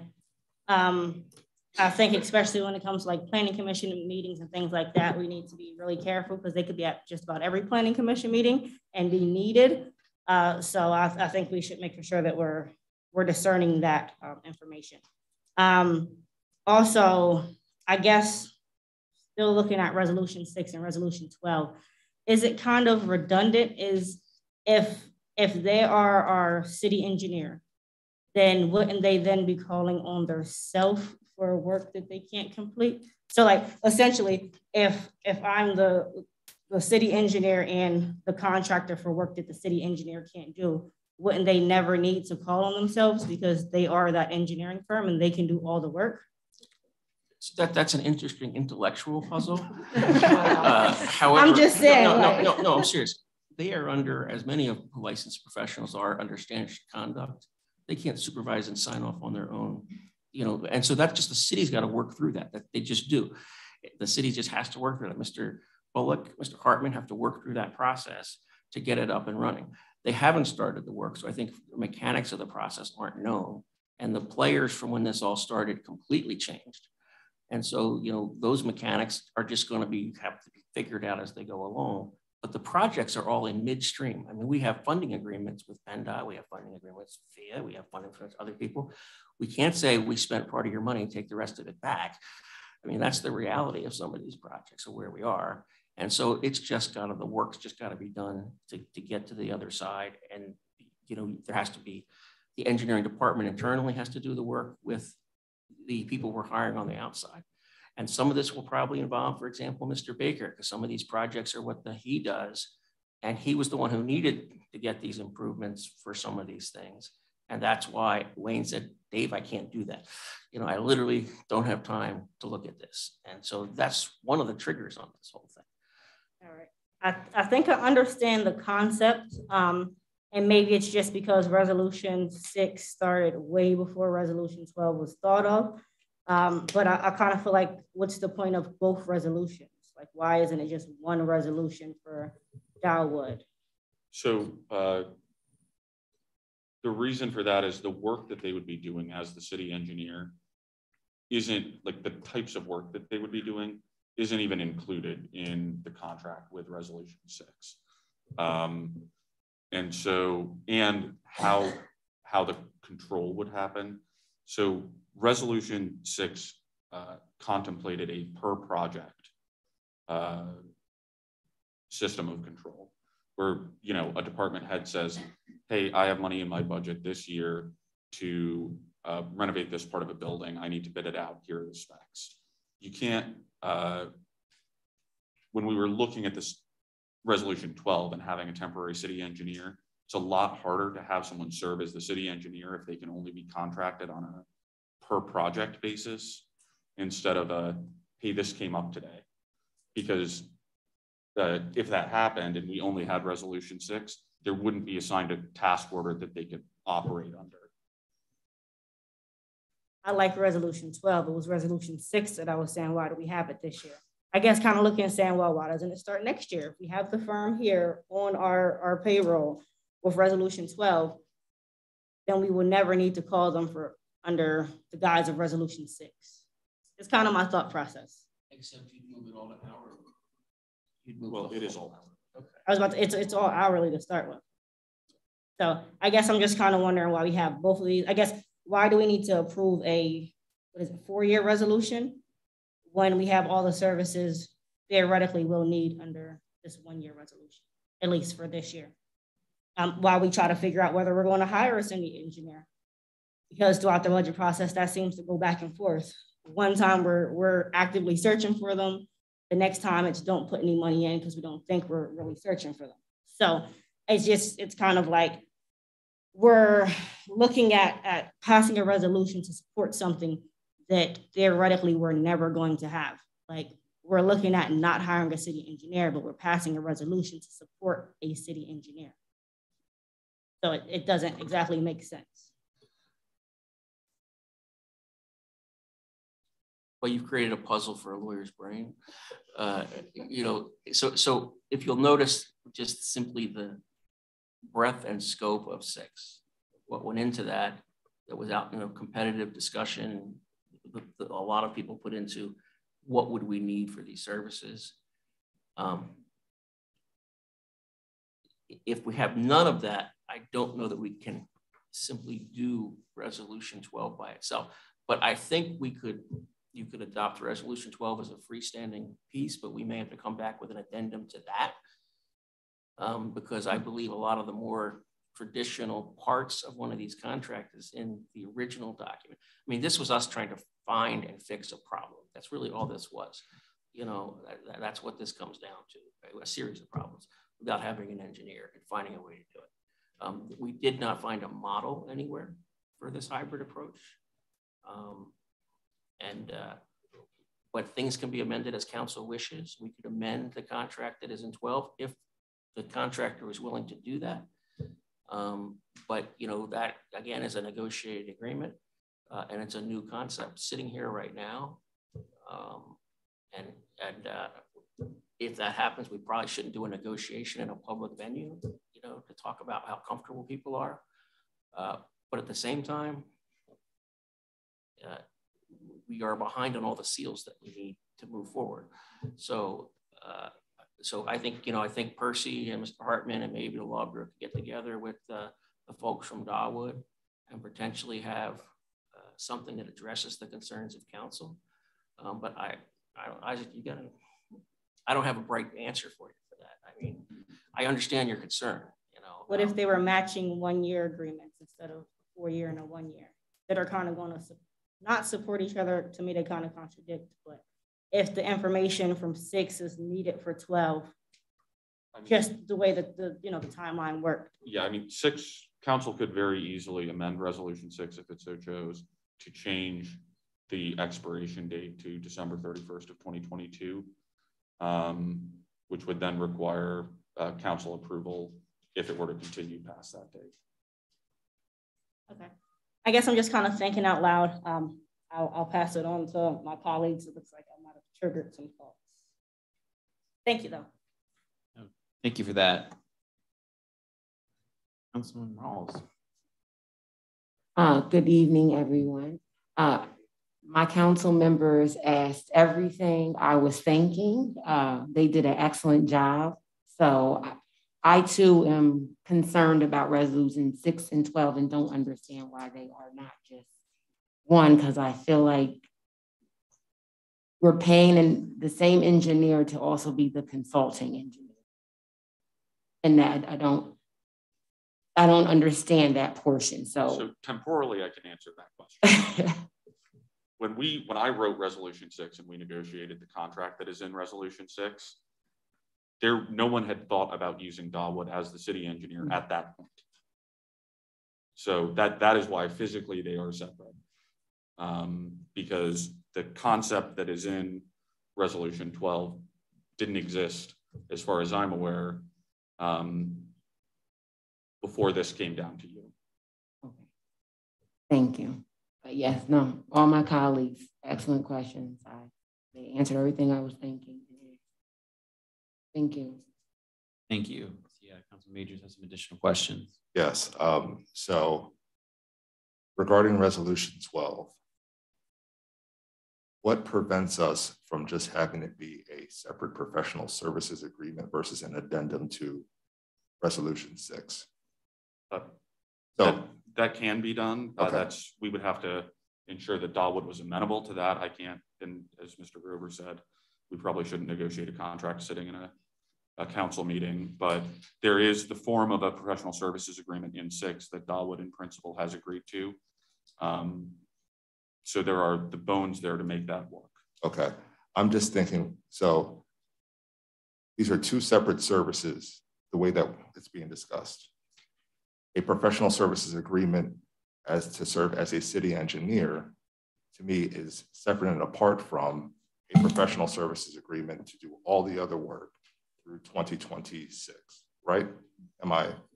That's correct. Because the intent of Resolution 6 was to have an in-house city engineer who was doing work, additional work that gets potentially scoped by a city engineer in addition to project managers and other folks within the city, and go, hey, these are the things that we need to get done. Going through their checklist or going, hey, I can do this, I can't do that. I need additional assistance to do this. So again, and the budgeted amount in terms of funds is for Resolution 12, correct? Not Resolution 6, because as we're having a discussion, Resolution 6 is dependent upon tasks. Right. There's not a not to exceed amount. That's what we've been talking about in Resolution 12, correct? But you have in the budget, you have about $8.9 million for projects in the one provision, which is the capital projects provision. Then there's a special services fund, is that what it is? Which is the things that Dave, which Dave Baker relies upon. I mean, there's places just like there would be in other years where that stuff that comes from. That's the money that you approve for the various projects. Right. So that would be what's contemplated closer to 6. Okay. So Neil, and I understand that, but those would be department specific in terms of professional services that we may potentially utilize, right? So there's a professional services line currently in the city engineer's budget of $150,000, which is what we're looking to do to use as a contract for Resolution 12. Making sure everyone's up and down. Resolution 6 does not contemplate a dollar amount, correct? So if they're project managers of those projects, you funded those projects to, like, those projects aren't new, right? I mean, like the East-West. So if you saw in the original things, I understood it, there's scopes in there that include professional services, right, part of what we do. That's where you pull those out of. These are all like long in the making. These are those projects that were sort of midstream. So as far as I know, that's where part of the funding would come out of. But those are Resolution 6 is contemplating non-transportation projects. Right. What we're talking about in terms of Resolution 12 is for everything, but that's where you can pull the money potentially for sitting in a planning commission meeting or a zoning commission meeting or before city council, right? We're not talking about the money in terms of Resolution 6. We don't know what that number is. Because it would have to then come through a purchase order that has a budgetary line item that would come for the task order that would come, which is sort of how these work, just like purchase orders work. It's a task order. So I don't think we have a number because the engineer would normally come forward with a budget. Right. Which is why, in my mind, trying to separate the two rather than having one be an addendum to another, we're talking about two different potential pots of money. Right. I don't think, we should be any more complicated in what we did. The law bureau came up with a solution to a problem. Do we start over with a brand new contract negotiation for terms and conditions for engineers, or do we take what's already been fully vetted and do an addendum to it? I mean, it's not from our part on the work side, professionally on our side. This was sort of a easiest way to get from A to B because there's some urgency to have a engineer on task. If nothing is assigned under 6, there's no payment under 6. But the contract, other terms and conditions come in. Okay. So Resolution 6 already contemplates a lot of work to be done. I understand, but requires assignment. And this is where Mr. Hartman. And we will be assigning the work, right? I don't think, none of us are envisioning a year where no capital improvement project gets done in 2022. Sure. But they're being sorted out. I mean, they're literally being sorted out right now. Okay. Right. And again, we said we don't have dollar amounts, right? We don't know what the hourly rates are for these projects because it's being negotiated, but we do have a understanding of what your professional services will be in terms of the city engineer, right? That's the distinction in my mind. I mean, I'm not trying to be overly complicated and I appreciate the work and you trying to find a solution, but in terms of us budgeting the city's money and people's money, if we do them simultaneously, we have a engineer in Resolution 12 who is the same person that we are scoping out work for. And to me, again, the controls aren't necessarily there. Not taking anything away from anybody doing work at the city. Again, that to me is a way for them to run up bills through Resolution 6 when they know that Resolution 12 is 150. We know we have a lot of work to do. Again, not negotiating, so I don't want to talk any numbers, but to me, doing both of these jobs at the same time a negotiation needs to take place to me on Resolution 6. Understand why we need Resolution 12, and no one here is talking about not doing Resolution 12, or maybe an amendment is necessary to Resolution 6 to say it's through 2026, but we have options after December 31, 2022 for optional one-year renewals. Again, doing both of these things to me I don't know, it doesn't sit well. Because again, I think we're there. Oh, about this. Let me take a step back. For Dawood, in the two communities where you serve as the city engineer, who is the one are you just on the traffic side, or are you all city engineering services? It does vary. For example, in Soterra, we do general engineering, which covers traffic, general plan reviews, representation of plans in front of the boards. They have a separate stormwater engineer in Soterra, so Soterra is a little different. Every municipality has a little difference depending on history. There are some municipalities historically that we've done everything for them. Like West Manchester, we will work in their sewer projects, we'll work in the road projects, we'll represent them on as an overall engineer of record.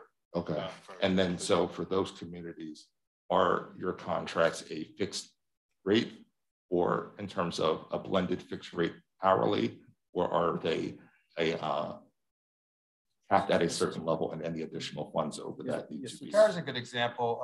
We have a retainer rate for our typical duties that we have, but there are some times that there's a specific project that they need. Public Works will come to us and ask us to do a design project for a specific section of roadway.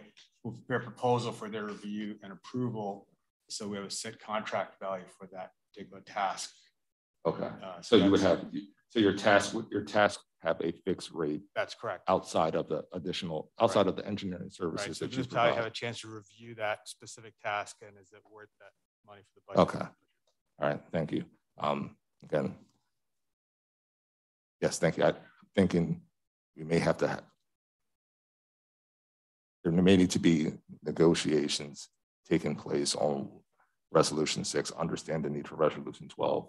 No one's saying we don't need a city engineer, but trying to figure out what that rate looks like. I think it's something that could warrant further discussion. So the very last sentence of 12 is really where the bind comes in, on the actual addendum on the last page, which is paragraph 7.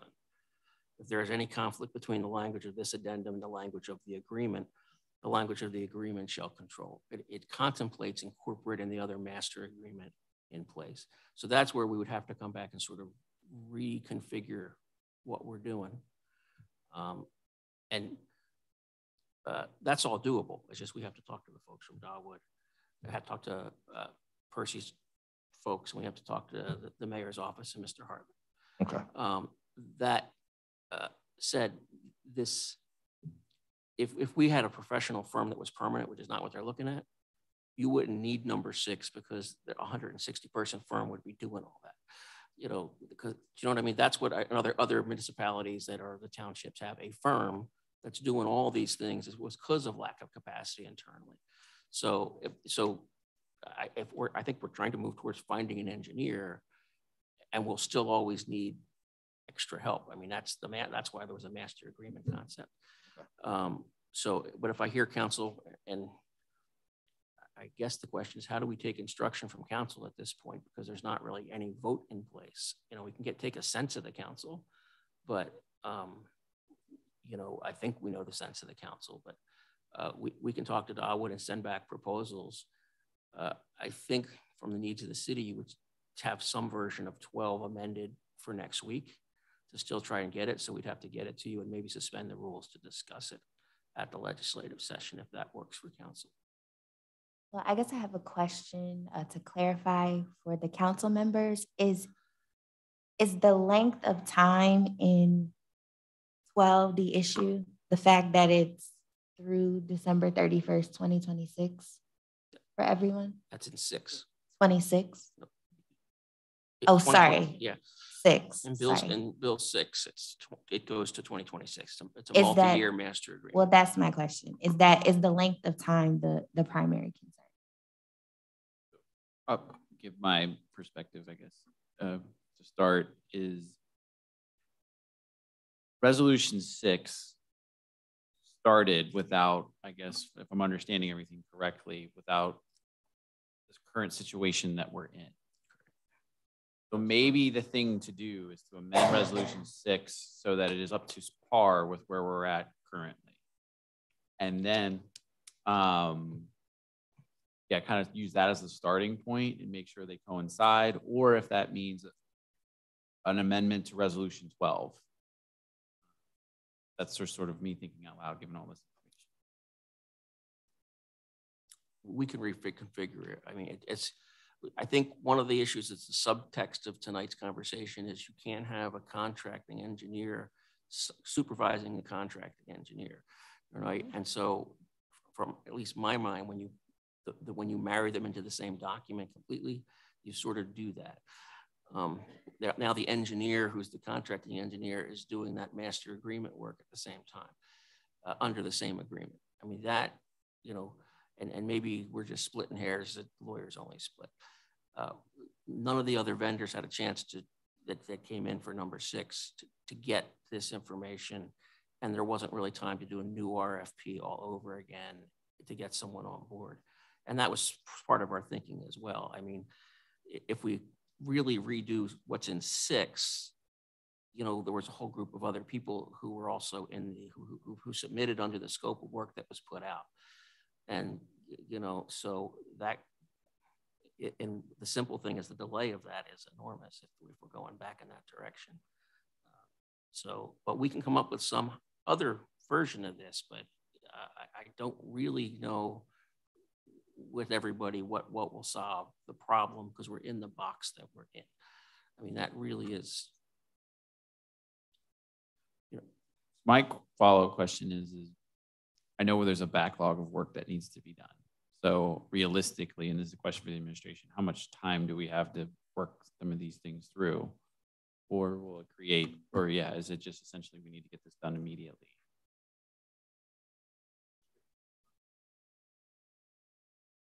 Can you speak into the mic, please? I'm sorry. I apologize. Get them done as immediately as we can. Now, does the Law Bureau have time to work on some of council's concerns before Tuesday? We can have an updated document for you for Tuesday. And I will say that, and I think from your comments, you're all cognizant of this. The content of the work contemplated in Resolution 12 is significantly more time sensitive than Resolution 6. The city doesn't need Resolution 6 overnight. There are projects that are on a very short clock that Resolution 12 would provide work for. So, you know, grant opportunities that we otherwise cannot apply for if we don't have an engineer, things of that nature. So Resolution 12 is time sensitive, Resolution 6 less so. Or is council comfortable with moving forward with Resolution 12 and then working out through Resolution 6? We would need to amend 12 because of the way the contract in it is written. Okay. It's so bare bones because it just contemplated another contract. So that's what the Law Bureau would need to And Did you have this finished by Tuesday? I can have a conversation with Mr. Dawood. I won't let Isaac go home. He will stay here and finish. There go my weekend plans. I'm going to Vegas. So He's not joking, actually. But I will have a conversation with Mr. Dawood tonight to start that process. Okay. Sorry, Majors. One last question. For transportation projects, what does that process look like? So what we're negotiating, so Resolution 6 contemplates general engineering and survey services for non-transportation projects, correct? Correct. Resolution 12 is the city engineer. So if we're looking at transportation projects, what is that? a lot of them is where you already have an engineering firm as a project manager in place that you've already. Okay.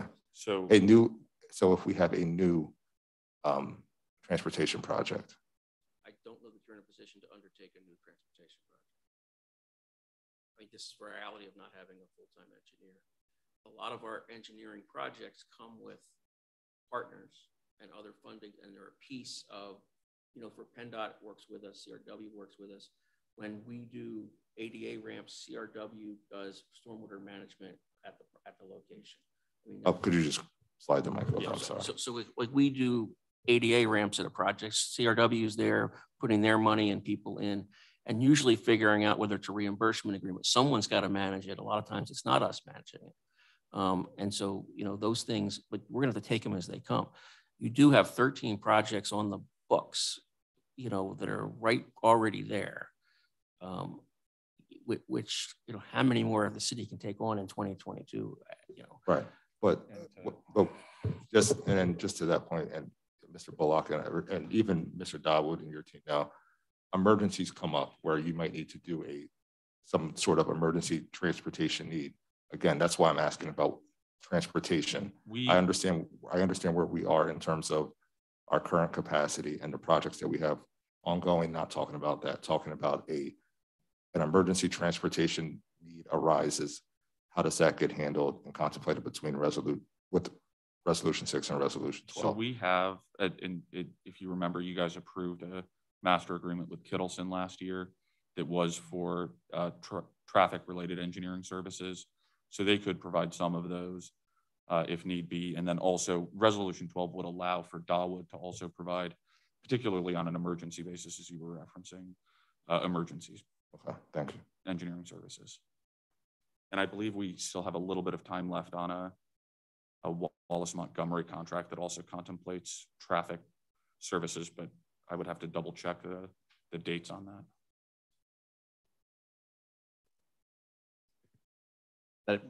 Councilman Majors? Okay. Did anybody else have any follow-up comments or questions?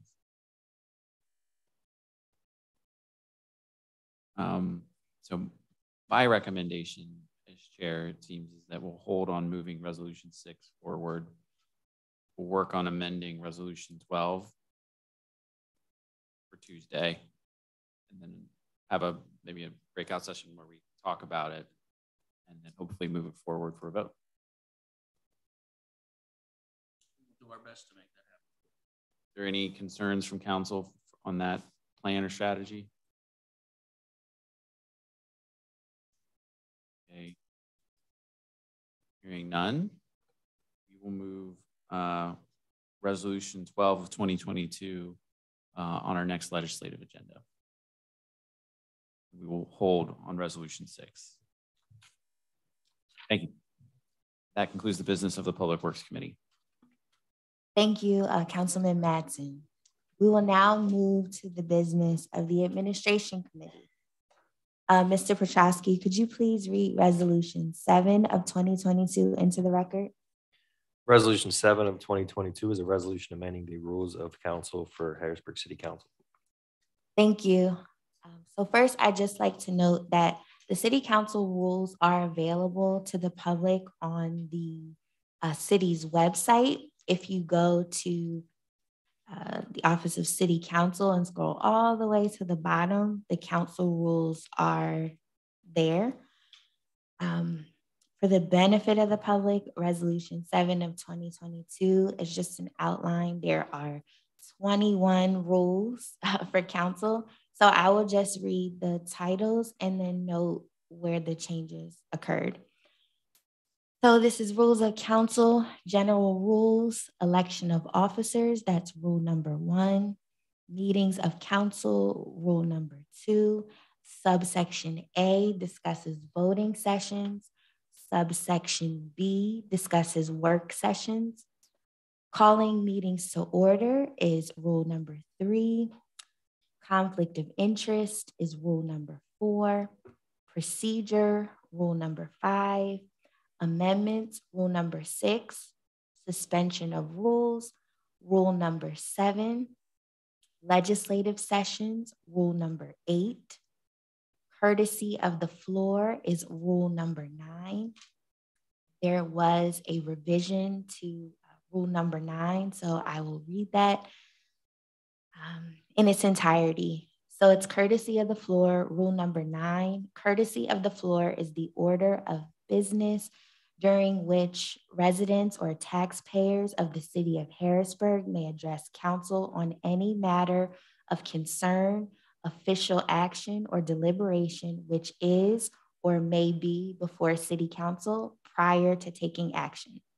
A sign-in sheet shall be prominently displayed, and all persons wishing to address council must print their name, address, and telephone number or email address. There was a sentence that was removed. It noted the president shall set guidelines for such courtesy and has the option of establishing time limits consistent with the number of people who will address members. The new sentences read, the president may establish written guidelines for the presentation of public comment. Absent any changes necessitated by a meeting size, attendance, or special circumstances, the guidelines will govern the manner in which public comment is received. The guidelines will be made available on the city's website and available for inspection by members of the public at the city clerk's office. I would like to note that we have drafted public comment guidelines, which I'll review next. Agenda rule number 10, duties of presiding officer is rule number 11. Ordinances and resolutions, that's rule number 12. Reconsideration, rule number 13. Receiving, rule number 14. Committees, rule number 15. There were some changes here, so I will just note those. So committees, rule number 15. The president of city council shall appoint the following standing committees with duties that include but are not limited to the matters as indicated. When a matter can be placed in more than one committee, the president shall solely determine the appropriate committee to which that matter shall be assigned on a non-precedent setting basis.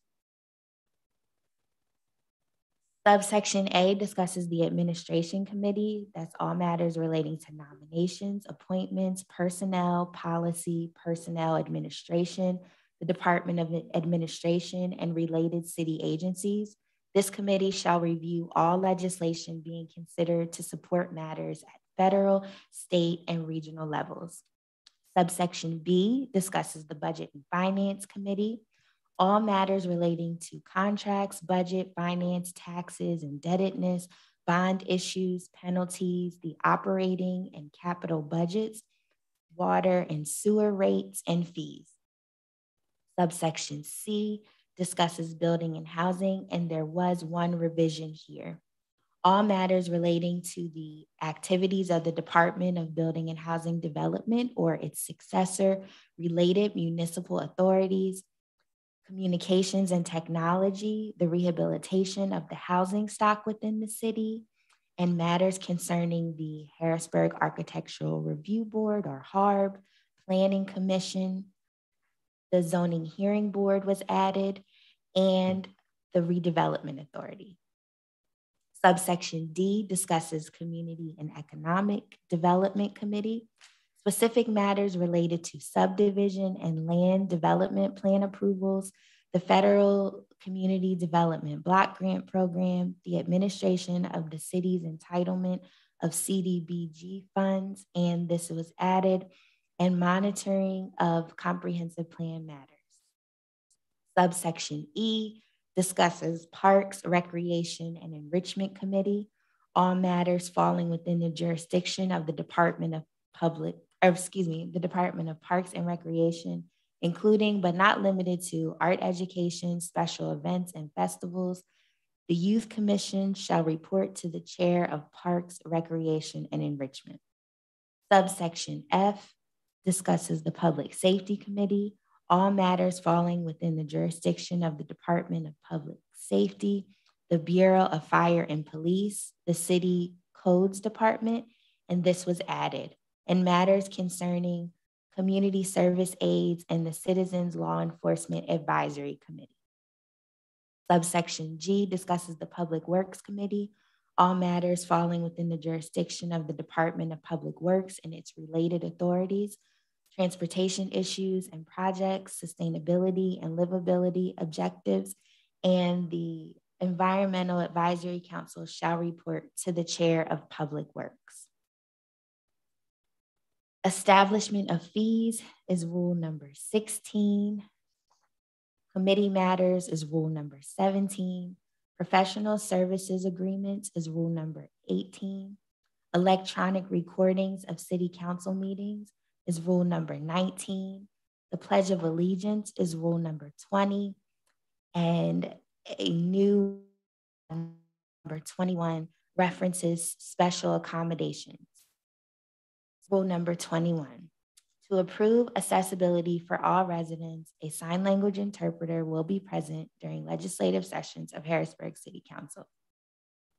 A Spanish interpreter will be present during both legislative sessions and work sessions of Harrisburg City Council. All meeting notices should state that if a person with a disability needs any accommodations to participate in either the legislative sessions or work sessions, they should contact the city clerk prior to the meeting. This rule is not intended to prevent or cease any council session when a translator or translation service provider is unavailable or otherwise not in attendance. So those are the rules for City Council. I will open the floor to questions. I will begin to my far right with Councilwoman Rawls. Do you have any questions regarding the rules of council? I do not, but thank you for asking, President Daniels, and I like rule number 21. Thank you for asking. Thank you. Councilman Madsen, any questions? No questions for me, thank you. Thank you. Vice President Greene, any questions? No, I do not have any questions regarding this. Thank you. Okay, thank you. Councilman Majors, any questions? Just one, and it's what's currently in there regarding Rule 15, and it's the under budget and finance. You know, we still reference water and sewer rates and fees.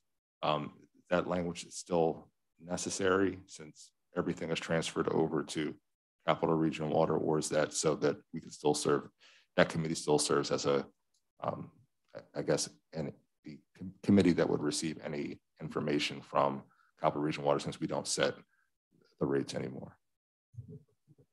That's totally your discretion of whether it belongs there. The only thing I would note that's probably the most prevalent that's come up, because their fees on the city actually are stormwater management fees, are from Capital Region Water, which the city pays, which now that the state seems very determined not to pay, will probably become a point of public discussion that much more. So, but that's your discretion. If you want that, if you want reports on where fee rates are, it says what committee it belongs in. Okay. You know. Okay. That's it. Thank you. Councilwoman Daniels, any questions? No, just two edits. On Rule 21, it should be Spanish language interpreter. And at the bottom, it should be interpreter or interpretation service or provider. And then, did someone look at the last sentence to make sure that was okay? Yes, they were reviewed by the solicitor's office. And that's it, so just those two edits. Okay, Spanish language interpreter, and the second one was? Interpreter rather than translator. Okay. Thank you. Councilman Rodriguez, any questions? No questions from me, thank you. Thank you. And I will note, Mr. Mattson, since you asked this question a week or two ago, you asked, why do we give reports of committees? This is your chance to strike that out of that list if you so wish. Yeah. It's a good reminder. So I know initially, from my understanding, we read the reports of the committees because not all council members were present for it. But now in an age where we're meeting every Tuesday and everything's recorded, is there still a need for council to give verbal reports? If so, it's fine. I've just kind of always been a little bit curious, about that process. I would like to think so, only because if people haven't had an opportunity to view the work session, at least they would get a snapshot of what occurred from the reports. Okay, fair enough. I think it's also important to, when we make that summary, that's the same day the vote happens. So to show that our decisions aren't arbitrary, it's a factual foundation for the decisions that we'll make. Okay. And lastly, there are not meetings from our work sessions. So for public record, having it kind of recapped over during our legislative session puts it on public record. Right. You know, in 2092 when they might not have video. Right. Those are all very good points. Thank you. You're welcome. No, thank you, everyone. Any other thoughts, comments, concerns relative to Resolution 7? Okay, hearing none, I would like to move to add Resolution 7 of 2022 with the 2 revisions to Rule Number 21 to our legislative session agenda.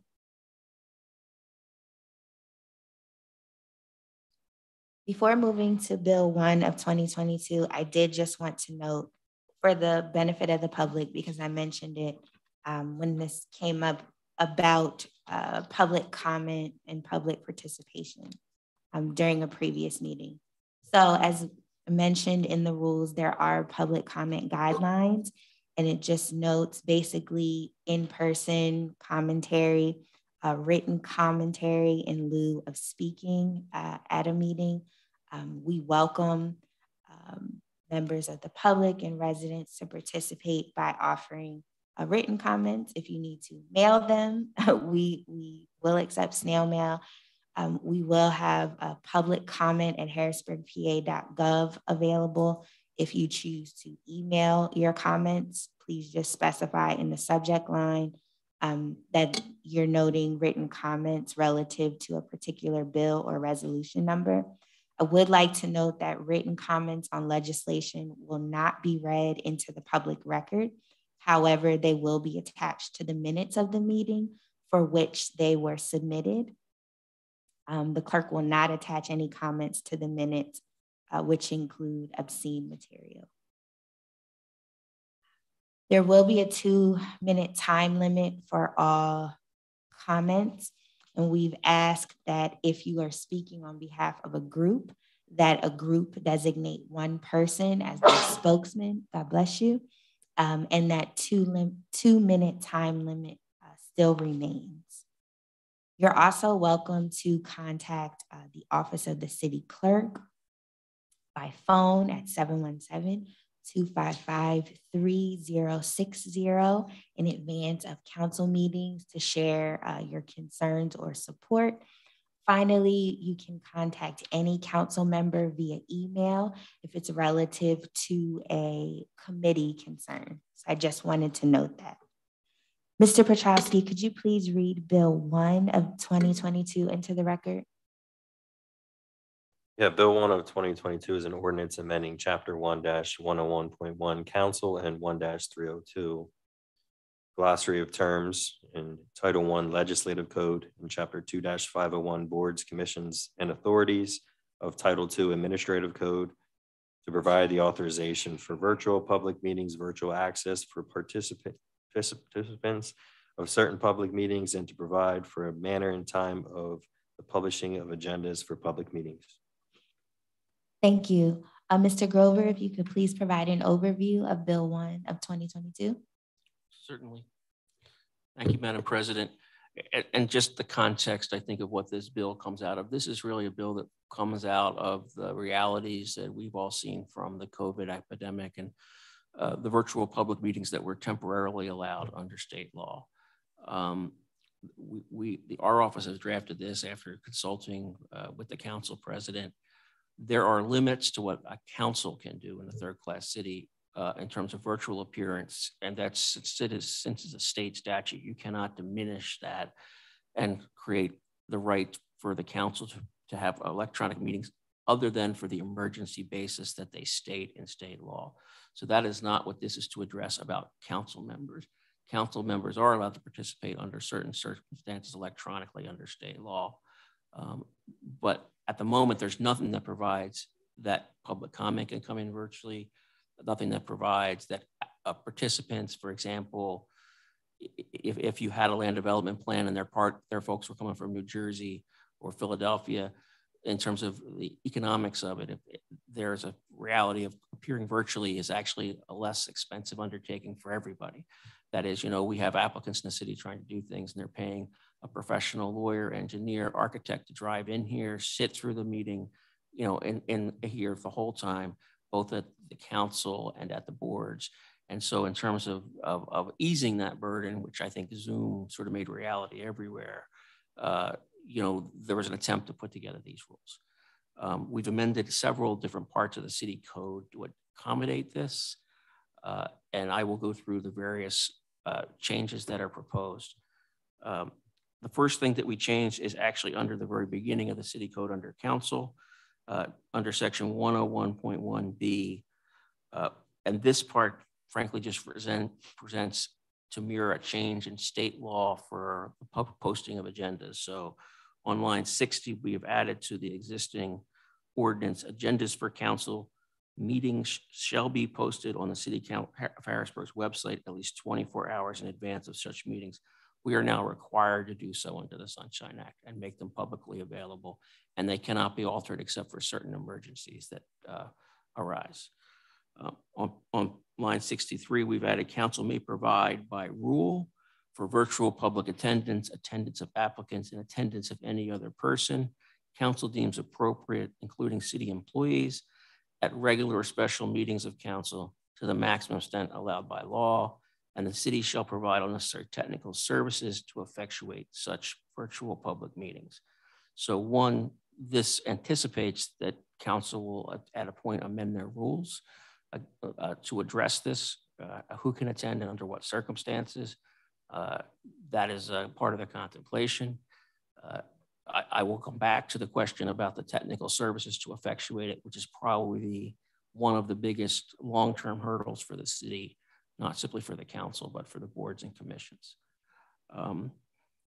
With that, I will then note that we changed the glossary of terms in the city's overall code to define authorized telecommunications device at line 72 here, to include any device which permits at a minimum audio communication between individuals. That was a definition created in the emergency legislation by the Commonwealth when they were allowing for virtual meetings. We then amended chapter 2-502, boards, commissions, and authorities, and created a new section for virtual public meetings. At line 88, all boards, commissions, committees, and authorities of the city of Harrisburg are hereby authorized to hold their public meetings by making use of city authorized telecommunication devices as defined in Title I, Chapter 302, Glossary of Terms of the Codified Ordinance of Harrisburg. Public meetings held using authorized telecommunication devices shall be referred to as virtual public meetings. Agendas for virtual public meetings shall be posted on the City of Harrisburg's website at least 24 hours in advance of such meetings. Then subpart B, the city shall provide all necessary technical services to effectuate such virtual public meetings for all boards, commissions, and authorities of the city that are not independently funded. C, nothing in this section shall alter any rights or duties established by the Sunshine Act as amended, but shall authorize virtual public meetings to the greatest extent allowed by said act. The act does authorize you to make special rules That's part of the Sunshine Act. That as long as they don't violate the rules of the Sunshine Act itself. So you have powers under the third class city code, the optional third class city code, and the Sunshine Act to make rules for public meetings for the orderly presentation of business, as long as you don't violate anyone's rights to participate. I had asked, I think Mr. Bortner is here as for one of the realities of what this would actually mean in not just this room, but much more so for the committees and the boards in terms of the personnel and the equipment that would be needed to do this at these meetings and then every meeting, if that's what we're going to do. And I think Mr. Hartman might want to speak to that slightly. So, with that, that's the language, but then we have to talk about, I think, the practicalities. So. Thank you, Mr. Grover. So who will speak to the technical needs? Mr. Bortner? Okay, thank you.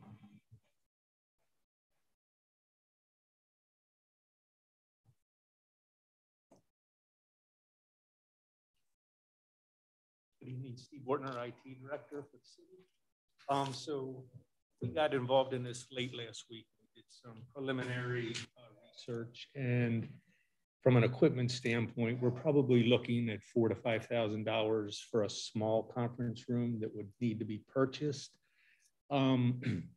This room could be 2 to 3 times that cost because of the size and everybody being able to see and hear. So we'd probably have to do some design and scope work to figure out what would be best for this room. And then if we have other rooms and additional equipment in them as well.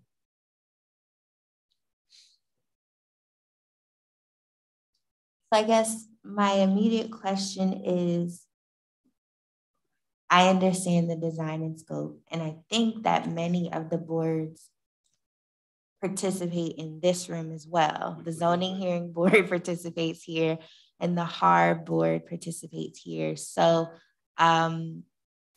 it seems like equipment for this room may be best suited. Sufficient. Okay, so what would that entail? Would that entail additional cameras? Would that entail additional laptop computers, microphones? What are you thinking in terms of equipment? Just we would need a computer, a laptop. We'd need monitors, probably pretty big because of the size of this room. We may need multiple monitors. We may need audio equipment, microphones, things like that. So everybody could hear as well. And we did something similar at the M&T building, which was right around 5,000, and that works pretty well. Okay, now what about on the other side? What about the personnel side? So is this something that your bureau would take on, or something that the communications? I think we'd have to work it out with communications as to who would be responsible, because that could be a big undertaking if it would have to be done for every meeting. Right. And there is, I think, the technical difference we've encountered in Zoom when we were doing it is when you really get to the full mix of the hybrid. When half the people are in the room and their microphones are conflicting with the camera and the microphones on the laptops. I mean, that's a sort of, you got to have a test kind of system to do that. So when it's all virtual, it's one thing. When it's all in person, it's another. When it's a mix of those two, I think that, you know, I don't know if you know this, Tiffany was one of the licensed people in the city to sort of manage these things during Zoom. And at least our experience was it gets bumpy. So if we were doing that right now, and every there's that many laptops and there's that many microphones and there's a microphone, and they have to be able to see you, you have to be able to see them, and they have to be able to see each other under the Sunshine Act. So if they are participating, particularly in public comment or speaking to the council, everyone who's participating virtually is supposed to be able to see and hear everyone else. That's sort of the obligation of the thing. And that's why so people can all see what's happening in a public forum and hear it. Those are the obligations. So I don't say undoable, but I say there's realities you're going to have to work through. And there, I think you probably have to have a pilot period and some test periods to make it work. Because I assume you'll have more like that are hybrid and very few that are purely virtual. I mean, that'll be what you have. That'll be the difference of the Zoom era when everything was closed and now. So then someone would actually have to host the meeting as well, admitting all participants. And then would the chat become a part of the public comment or meeting record at any point, or would it be disabled, I guess? I don't know. Okay. So, Mr. Bortner, you had something? Yeah, to address Neil's point, Zoom has done some new things with hybrid meetings. I think we could use that platform to kind of leverage that. And the licenses are about $500 per year per user. So depending if you've got multiple meetings going on at the same time, you'd have an extra license to purchase. So that would accommodate some of the issues that didn't happen when it was all virtual, but now that it is a hybrid environment, I think they have done some things to address that. Okay, thank you. I won't ask all of the questions. I'm sure my colleagues have some burning questions. I'd like to begin this time to my far left with Councilman Rodriguez. Any questions on Bill 1? Yes, thank you, Madam Bowers. For the $500 license fee, what specific license is that? It's with Zoom. They call it the Zoom room license as opposed to just the Zoom meeting or Zoom webinar license. It's a different type of license that allows the hybrid environment. From my personal experience with the tech field, I've been a part of a lot of forums that were able to establish that with just some high school students. So if there is some assistance needed, I'm pretty sure I know a few entities that would love to help in. Okay, that'd be but great. For $5,000, I would love to see how that's broken down and specifically what that goes to. Okay. Yep. Sometimes I feel like we throw numbers out, and I know that can be allocated to a lot more great things for the city, but this is something that's needed. So I would love to support it, but definitely seeing the breakdown and what exactly you guys would need to make just to kind of elaborate, the $5,000 would be for equipment, the 500 is for the license. Right. But even to that point, microphones and a few flat screen monitors, I feel we should have in-house already. So to move forward, purchasing new equipment may not be needed. Well, we need monitors, we need a new laptop, we need some other minor things, speakers to go with that as well. So, which I feel as though the boop boop mic check 1 2. I feel like we have some equipment in-house that can be utilized for that very purpose. So let's just consider that before we move forward. Yep. Thank you. Sounds good. Thank you, Councilman Rodriguez. Speaking of microphones, Mr. Bortner, if you could please speak into that one. I'm sorry. We would appreciate it. Thank you. Councilwoman Daniels, any questions? Thank you. Councilman Majors, any questions? Yeah, just a couple. So for the build out in this room, are we also contemplating a pickup in Wi-Fi speed or internet access speeds? I think I can't speak for everyone else, but the service in here isn't the best. So when you're trying to utilize, so that build out of 15 to 20,000 for this room, does that then contemplate increasing Wi-Fi or internet access capability? Yeah, we had actually looked at wired connections in here for city council members. It's something we started to look at last year, but didn't get too far. But yes, we would definitely include that as well. Okay, and does that also include an upgrade to the video system? That would probably be an additional cost because that's something that is outside of our budget. That's in the communications budget. So probably would require some additional costs there. What that would be at this point, I do not know. Okay, because I know last year we were talking about a complete remodel of this room with respect to being able to do additional, have additional virtual capability for our meetings and any meetings that take place in this room. And then I guess the same thing would go for an additional room. I understand the need. Do we have another room, a small conference room that we would potentially utilize, or that we utilize currently for meetings when we do have a conflict where, hey, there might be a planning commission the same day as a city council meeting? I'm not aware of any specific rooms that are used regularly, but we do have some available that if they were needed, we could have some portable. We could identify a space. We use the EOC for a lot of the evening meetings. A lot of them have moved over here because of social distancing space. We have a media room in the basement.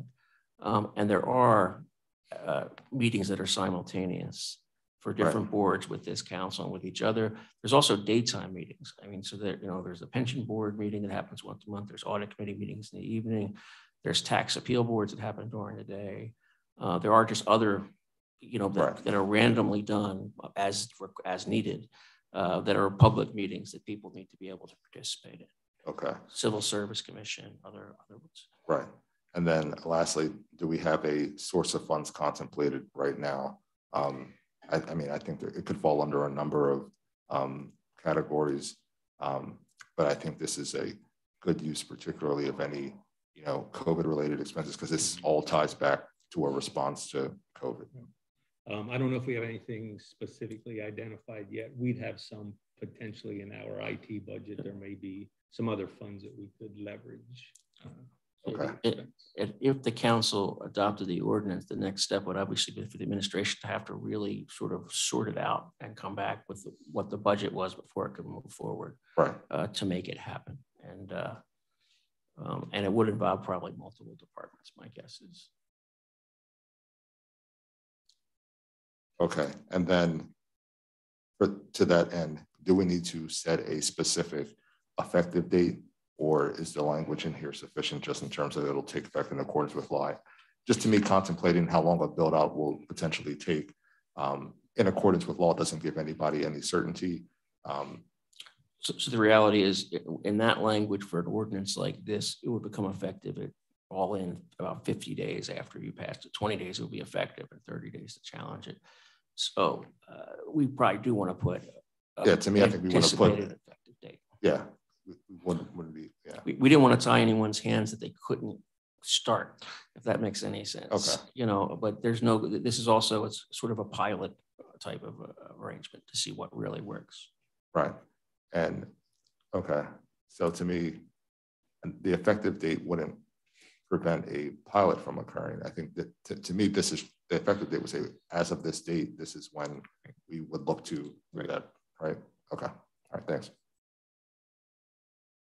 Thank you, Councilman Majors. Vice President Greene, any questions? I don't think I have any questions right now. I think they've been asked. Thank you. You're welcome. Thank you. Councilman Madsen, any questions? I guess my question is just more from a practical standpoint, is when we would apply this, particularly during an event, like say there's like a blizzard or something like that. What would we have to do if we find there's inclement weather the day of, we have an important budget hearing, let's say? How would that work with informing the public if we wanted to do it virtually? We would have to figure that out, because the difference of council meetings and the other meetings is you have this separate statute on emergencies when you can appear virtually. That's different from this, the actual members. And I think you're talking about an event where the council members could not appear. Right. And then we would have to see whether it fits the definition so that the meeting can go forward or not. And sitting here, I can't tell you, I can't give you the definition off the top of my head. I recall there was like once or twice where there was weather. The meetings end up to generally get postponed because there wasn't really, because public comment had to be in person, and that you couldn't accommodate that. The roads are closed. You're not allowed, sometimes with the governor closed the roads, you can't have the public comment. So therefore you can't have a public meeting that satisfies the Sunshine Act because you haven't made the space available for the public. That was it. Okay. Thank you, Councilman Madsen. Councilwoman Rawls, any questions? Yes, thank you, President Bowers. I had one more of a clarification for me. I know we said about you called it hybrid Zoom. Are they Zoom rooms? Like, is that more of what you're saying? Because I do see that they're $500 a year, but when you purchase them, you do get 49 Zoom room licenses online. Up to 49. Right, up to, but you said we might, I know you did say we may need multiple. Multiple, like, so when you say I understand what the licenses are, and I understand the Zoom room. So you're saying that each meeting, like planning meeting, city council meeting, you're saying that's a different Zoom room? It is, it's based on license. So if you've got 2 meetings going on at the same time, you need 2 licenses. Okay. If you've got multiple people who could run meetings in here. It's really only one meeting, but there's different people running them. So that would be a different license. It all depends on how many people would basically lead a meeting to get it started. And then right, to be the host. Right, exactly. So that's how many we'd need. And the regular Zoom meeting licenses, I believe we were up to 13 or 14 during the height of the pandemic, but we don't have as many right now. Right, okay, that's what I was just making clarification on. I know they have the different plans. Exactly. And, how many licenses you could get, how many rooms you could get. Thank you. And the different licenses varies by how many participants can be in each meeting. I think the 1,000. The 500 is 1,000, which should be plenty. Yeah, I think that's pretty sufficient. Okay, thank you. You're welcome. Thank you. Are there any other questions on Bill 1 of 2022? Just more of a statement. Yes. Just looking into a few things in a matter of minutes, I did see Google Workspace has a virtual option, and that may be free. Not 100% positive, but maybe we should look into a few more options. Yeah, I think we can look into absolutely. Thank you. And then there's one caution that I have to give. There has been one case that we found that's reported, which came out of the pandemic, where a public meeting was occurring. It became clear from the tech people and then the people running the meeting that the public could no longer hear. And the ruling of the court was it was the obligation of the body to cease the meeting. So, once you start down this path, sometimes you are on real deadlines. That's why we really ought to pilot and test it out before you get to this is how it's going to be all the time, so that the tech can get right. Because it will be just like when someone says this meeting wasn't advertised, our office tells you if it wasn't advertised, this meeting is over now. You have to have a public advertisement for a meeting. It sort of falls then into the same category. If whoever's sitting back at that section or wherever IT says, I don't know why, but we've lost our signal, business ceases. And that's sort of the challenge of it. Under at least, there's only one case so far, so maybe that will change. But that is the challenge of it once you go down this road.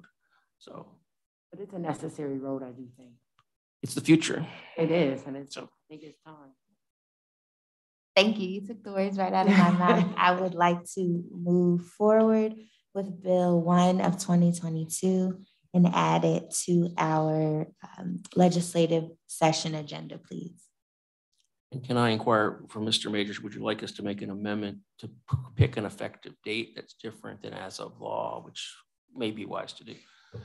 Right, and I think we can, I'll send an email with a potential and run it through the council president and the city clerk. Thank you. Can I make a comment about that? With some of the supply chain issues that we're experiencing with getting equipment, that could delay once we decide what we want to purchase. Actually getting it in here, getting it installed, getting it tested could take some time. So just don't know how that would impact the effective date, but just something to keep in mind. Yeah, absolutely. I'll reach out to you, President Bowers, and the city clerk to discuss what that is, and Mr. Bordner. Thanks. Thank you. Thanks, everyone. I will now move to public comment. Anyone to my immediate right that would like to offer public comment? Just a reminder, please state your name and your address for the record. Yes, good evening. My name is Melanie Cook. I live in the 3000 block of North 3rd Street in Harrisburg. First, I would like to thank the members of council for the diligence they have shown both at the budget hearing meetings and at these legislative sessions, asking very difficult questions. Until we have the option in this city to have virtual participation, it is very difficult for many citizens to come in and ask the very difficult questions that get asked at many of these meetings. So it's imperative that these inquiries are made. Most notably, beginning this session, with respect to a project that was put forward, we heard a developer indicate that he believed what separated him and what gave him insight was his status as an outsider. The city of Harrisburg has frequently been perceived as lacking the capability to make decisions, have vision on its own without someone coming in and projecting in a certain way. It is imperative that these people who believe they are coming in to assist with development or presumably be the salvation of affordable housing understand genuinely what affordable housing means in the city of Harrisburg. So when you come in as an outsider, you have to learn to understand what the issues are within the boundaries of the community in which you were building. And that requires more sometimes than just checking the HUD data. It requires delving a little more deeply into the community that you wish to serve and help develop. I appreciate very much the very intense discussions with respect to the engineering project, the decision as to whether or not the city will or will not, which quite frankly, I have sat through the budget here, a number of the budget hearings, and sat through this hearing, and I'm still not entirely certain that the city is specifically on track to hire a city engineer. I spoke against not doing so at the budget hearing, and I want to reiterate that it is imperative that a city of this size, of this importance, that is drawing in developers from inside and outside the city, that has infrastructure money coming in, that has ARPA money coming in, that is literally beginning to make the movement toward being what it could and should be.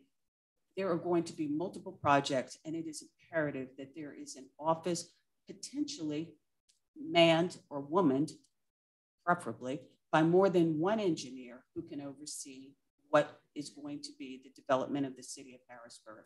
I think there is a very good reason why this hybrid model, their hybrid option, there is no model for it, because any community that considered it is going to come up with the same questions and issues and problems that were raised today. It quite frankly, to me, makes absolutely no sense, and I'll just be perfectly frank. I understand that at the time, there was a decision when we had Wayne Martin here that he needed the ability to send out some projects that would be overseen by him. But to say that we're going to take that agreement that was fleshed out at a time when the city had an engineer and try to tack on an addendum that allows the entity that was brought in to provide assistance to a city engineer to then take on the responsibilities of the city engineer, all the while overseeing additional projects that the city engineer, whose role they are currently fulfilling, might need them to do. It just seems to me to be a protracted way of wasting money, quite frankly. An agreement needs to be drafted because it is imperative that we have a person or an entity that can function as a professional engineer. Then that agreement needs to be drafted. It needs to be put on the shortest turnaround time as possible, and a decision needs to be made. But to just say we're going to tack an addendum on because we presumably already vetted these people, even though there are other entities out there that would like to have an opportunity to bid on the same option they're getting, it just is a convoluted way of, I think, not acting on the best interests of the citizens of the city. There was another issue. I do applaud, obviously, the movement of the city to make virtual participation an option. You know, one instance where the sound goes out, there are probably 20, 30, 40 people out there who would be participating in this meeting to some capacity if they had the ability to do so. And I think we are not acting in the best interest of communication by not opening up the options for everyone. And I think that is it, even though I believe there's another issue, but it is a very, very long evening. And I do thank you all for the time you've taken. Thank you. Anyone in the middle section that would like to offer public comment?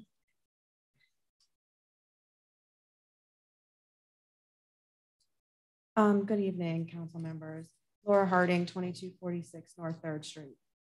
So as probably the only person in this room, with the exception of City Solicitor Gaylord, I am the only one who has attended the zoning hearing boards consistently for the last few months. So I am going to offer some insight into some of the presentations that we heard tonight.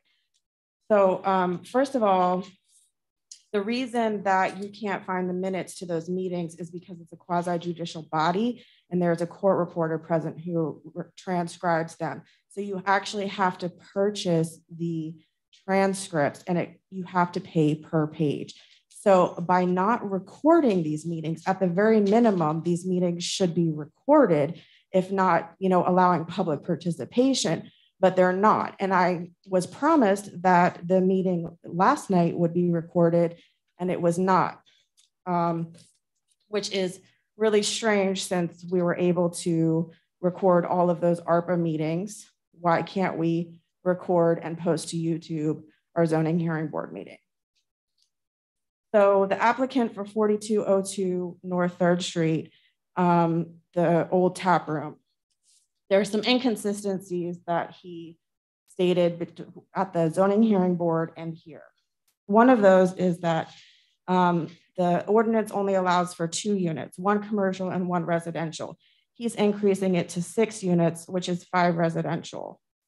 The apartments, he stated at the zoning hearing board last month that the apartments are all 1 bedroom, 500 square feet, and he's going to charge $1,100 per month for each of those units. He's only charging $800 a month for the commercial space. The parking lot in question that's owned by Doug Neidick with Greenworks has appeared on several other applications from other developers who have stated that they're going to use that same parking lot. One of those was the Carpets and Draperies building. Also, he stated that the reason he needs this variance is an economic hardship. Case law says that you can't use economic hardship as a hardship. It's not allowable. And he actually brought his own banker to testify, saying that he wouldn't be able to make enough, the banker won't give him the loan unless this variance is approved for 6 units because he won't be able to make enough profit.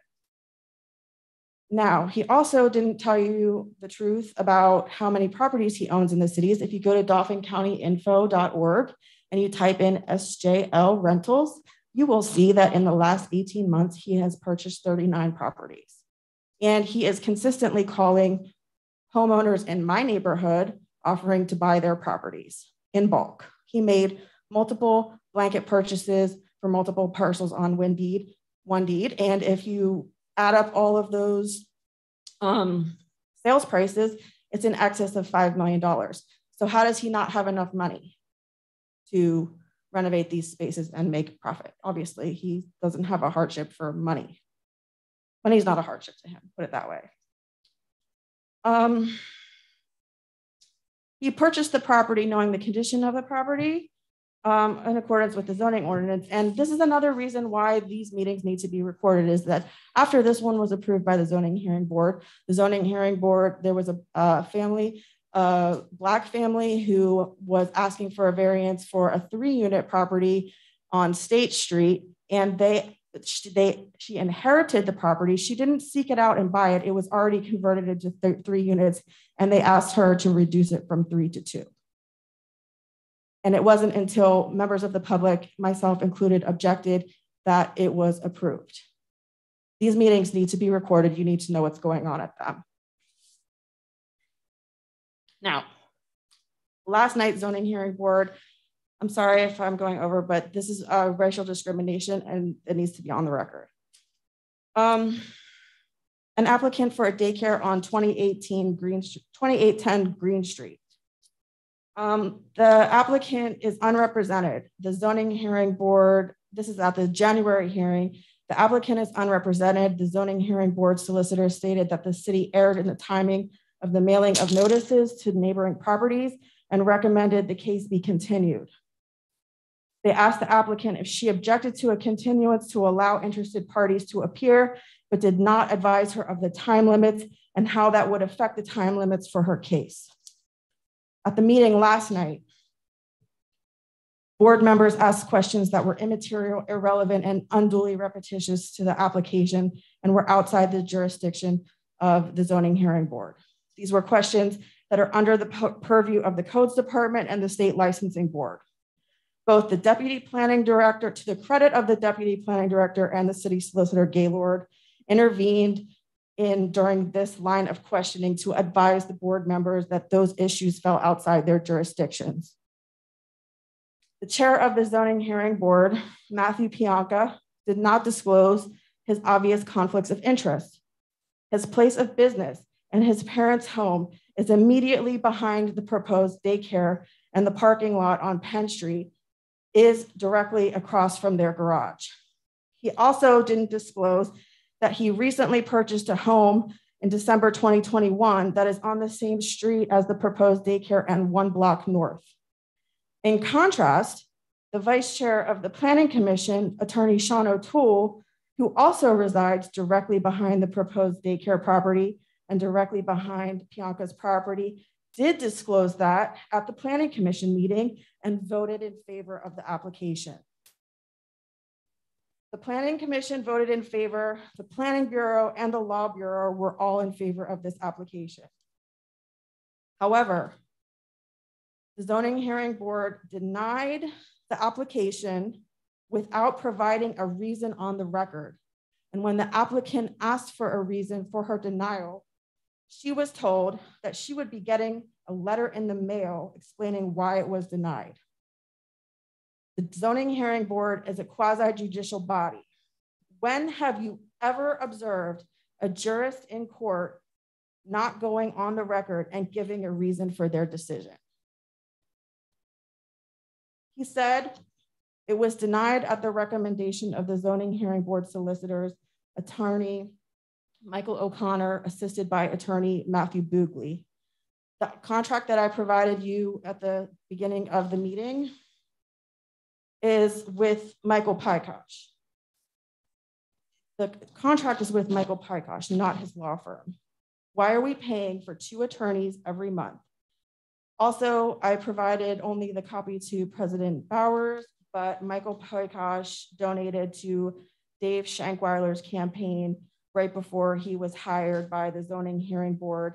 And we have paid him $56,000 in less than a year because we're paying for 2 attorneys, not 1.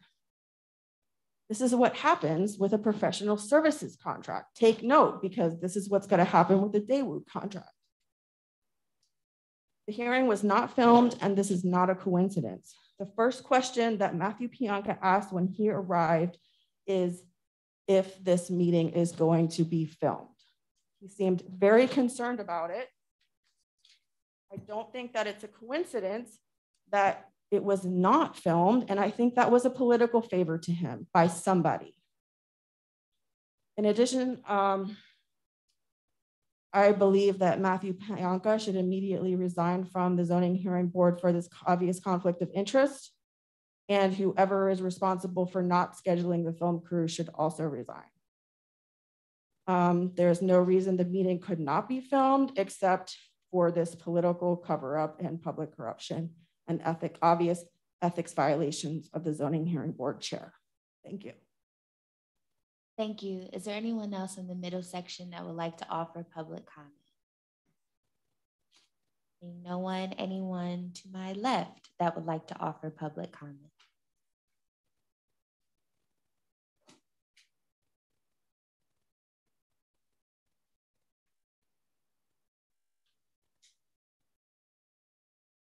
Good evening, Council. Pam Parson, 18th and Holly. It's really too bad that the developers who come in here and talk to you about their projects then leave afterwards. And it's just one more way that they fail to kind of understand what happens here in the city. I almost fell off my chair when I heard that $850 to $1,300 was in fact affordable. I would just like to share with you some current numbers about evictions right now. The majority of the evictions that are occurring in Dauphin County are happening here in the city. The district justices that see them are Barbara Pianka who is number one. And right now there are 65 evictions pending in her courtroom. Sorry, my eyes. Hanif Johnson, he has 9. There are 6 before Sonia McKnight, and there are, and of those, the average rent, the median rent is $750. $750. And actually, this is just the numbers from the last 2 months, but it's also possible to pull up all the numbers from the beginning of 2020 through now. And generally the average rent is somewhere between $750 and $800. So if we're talking about, I think when we talk about affordable housing, there is that which meets federal guidelines, which is very low and very important.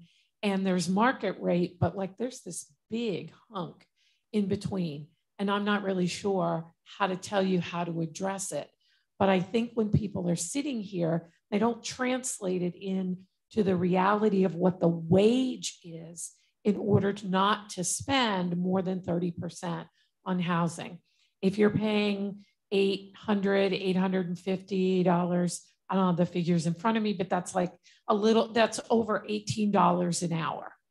If you're making minimum wage, and let's just, and it's $725 and 30% of income, you're looking at less than $600 for rent. And most of these folks, when you're looking at that $700 range, those are people who are making $15 an hour. And there's an awful lot of jobs that are $15 an hour. So I'm not saying we shouldn't have luxury apartments. I mean, the city also needs to bring in people who make more money because we have more people paying taxes.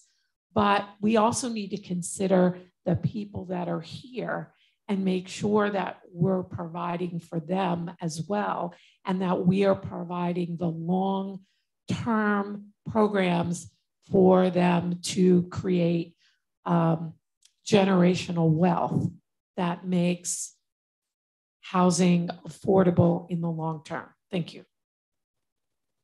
Thank you. Before we adjourn this evening, we have 2 announcements, one from Councilwoman Rawls. Thank you, President Bowers. This weekend, the city of Harrisburg presents the M&T Bank Ice and Fire Festival, which will be on Saturday, on March 5th, 2022, from 11 a.m. to 9 p.m. I will be there volunteering with my kiddos, handing out s'mores packages, because there will be a fire pit where we get to roast s'mores, which is fun. But there is so many other activities going on this weekend at the Ice and Fire Festival. The event will feature large and small ice sculptures throughout the city in locations such as,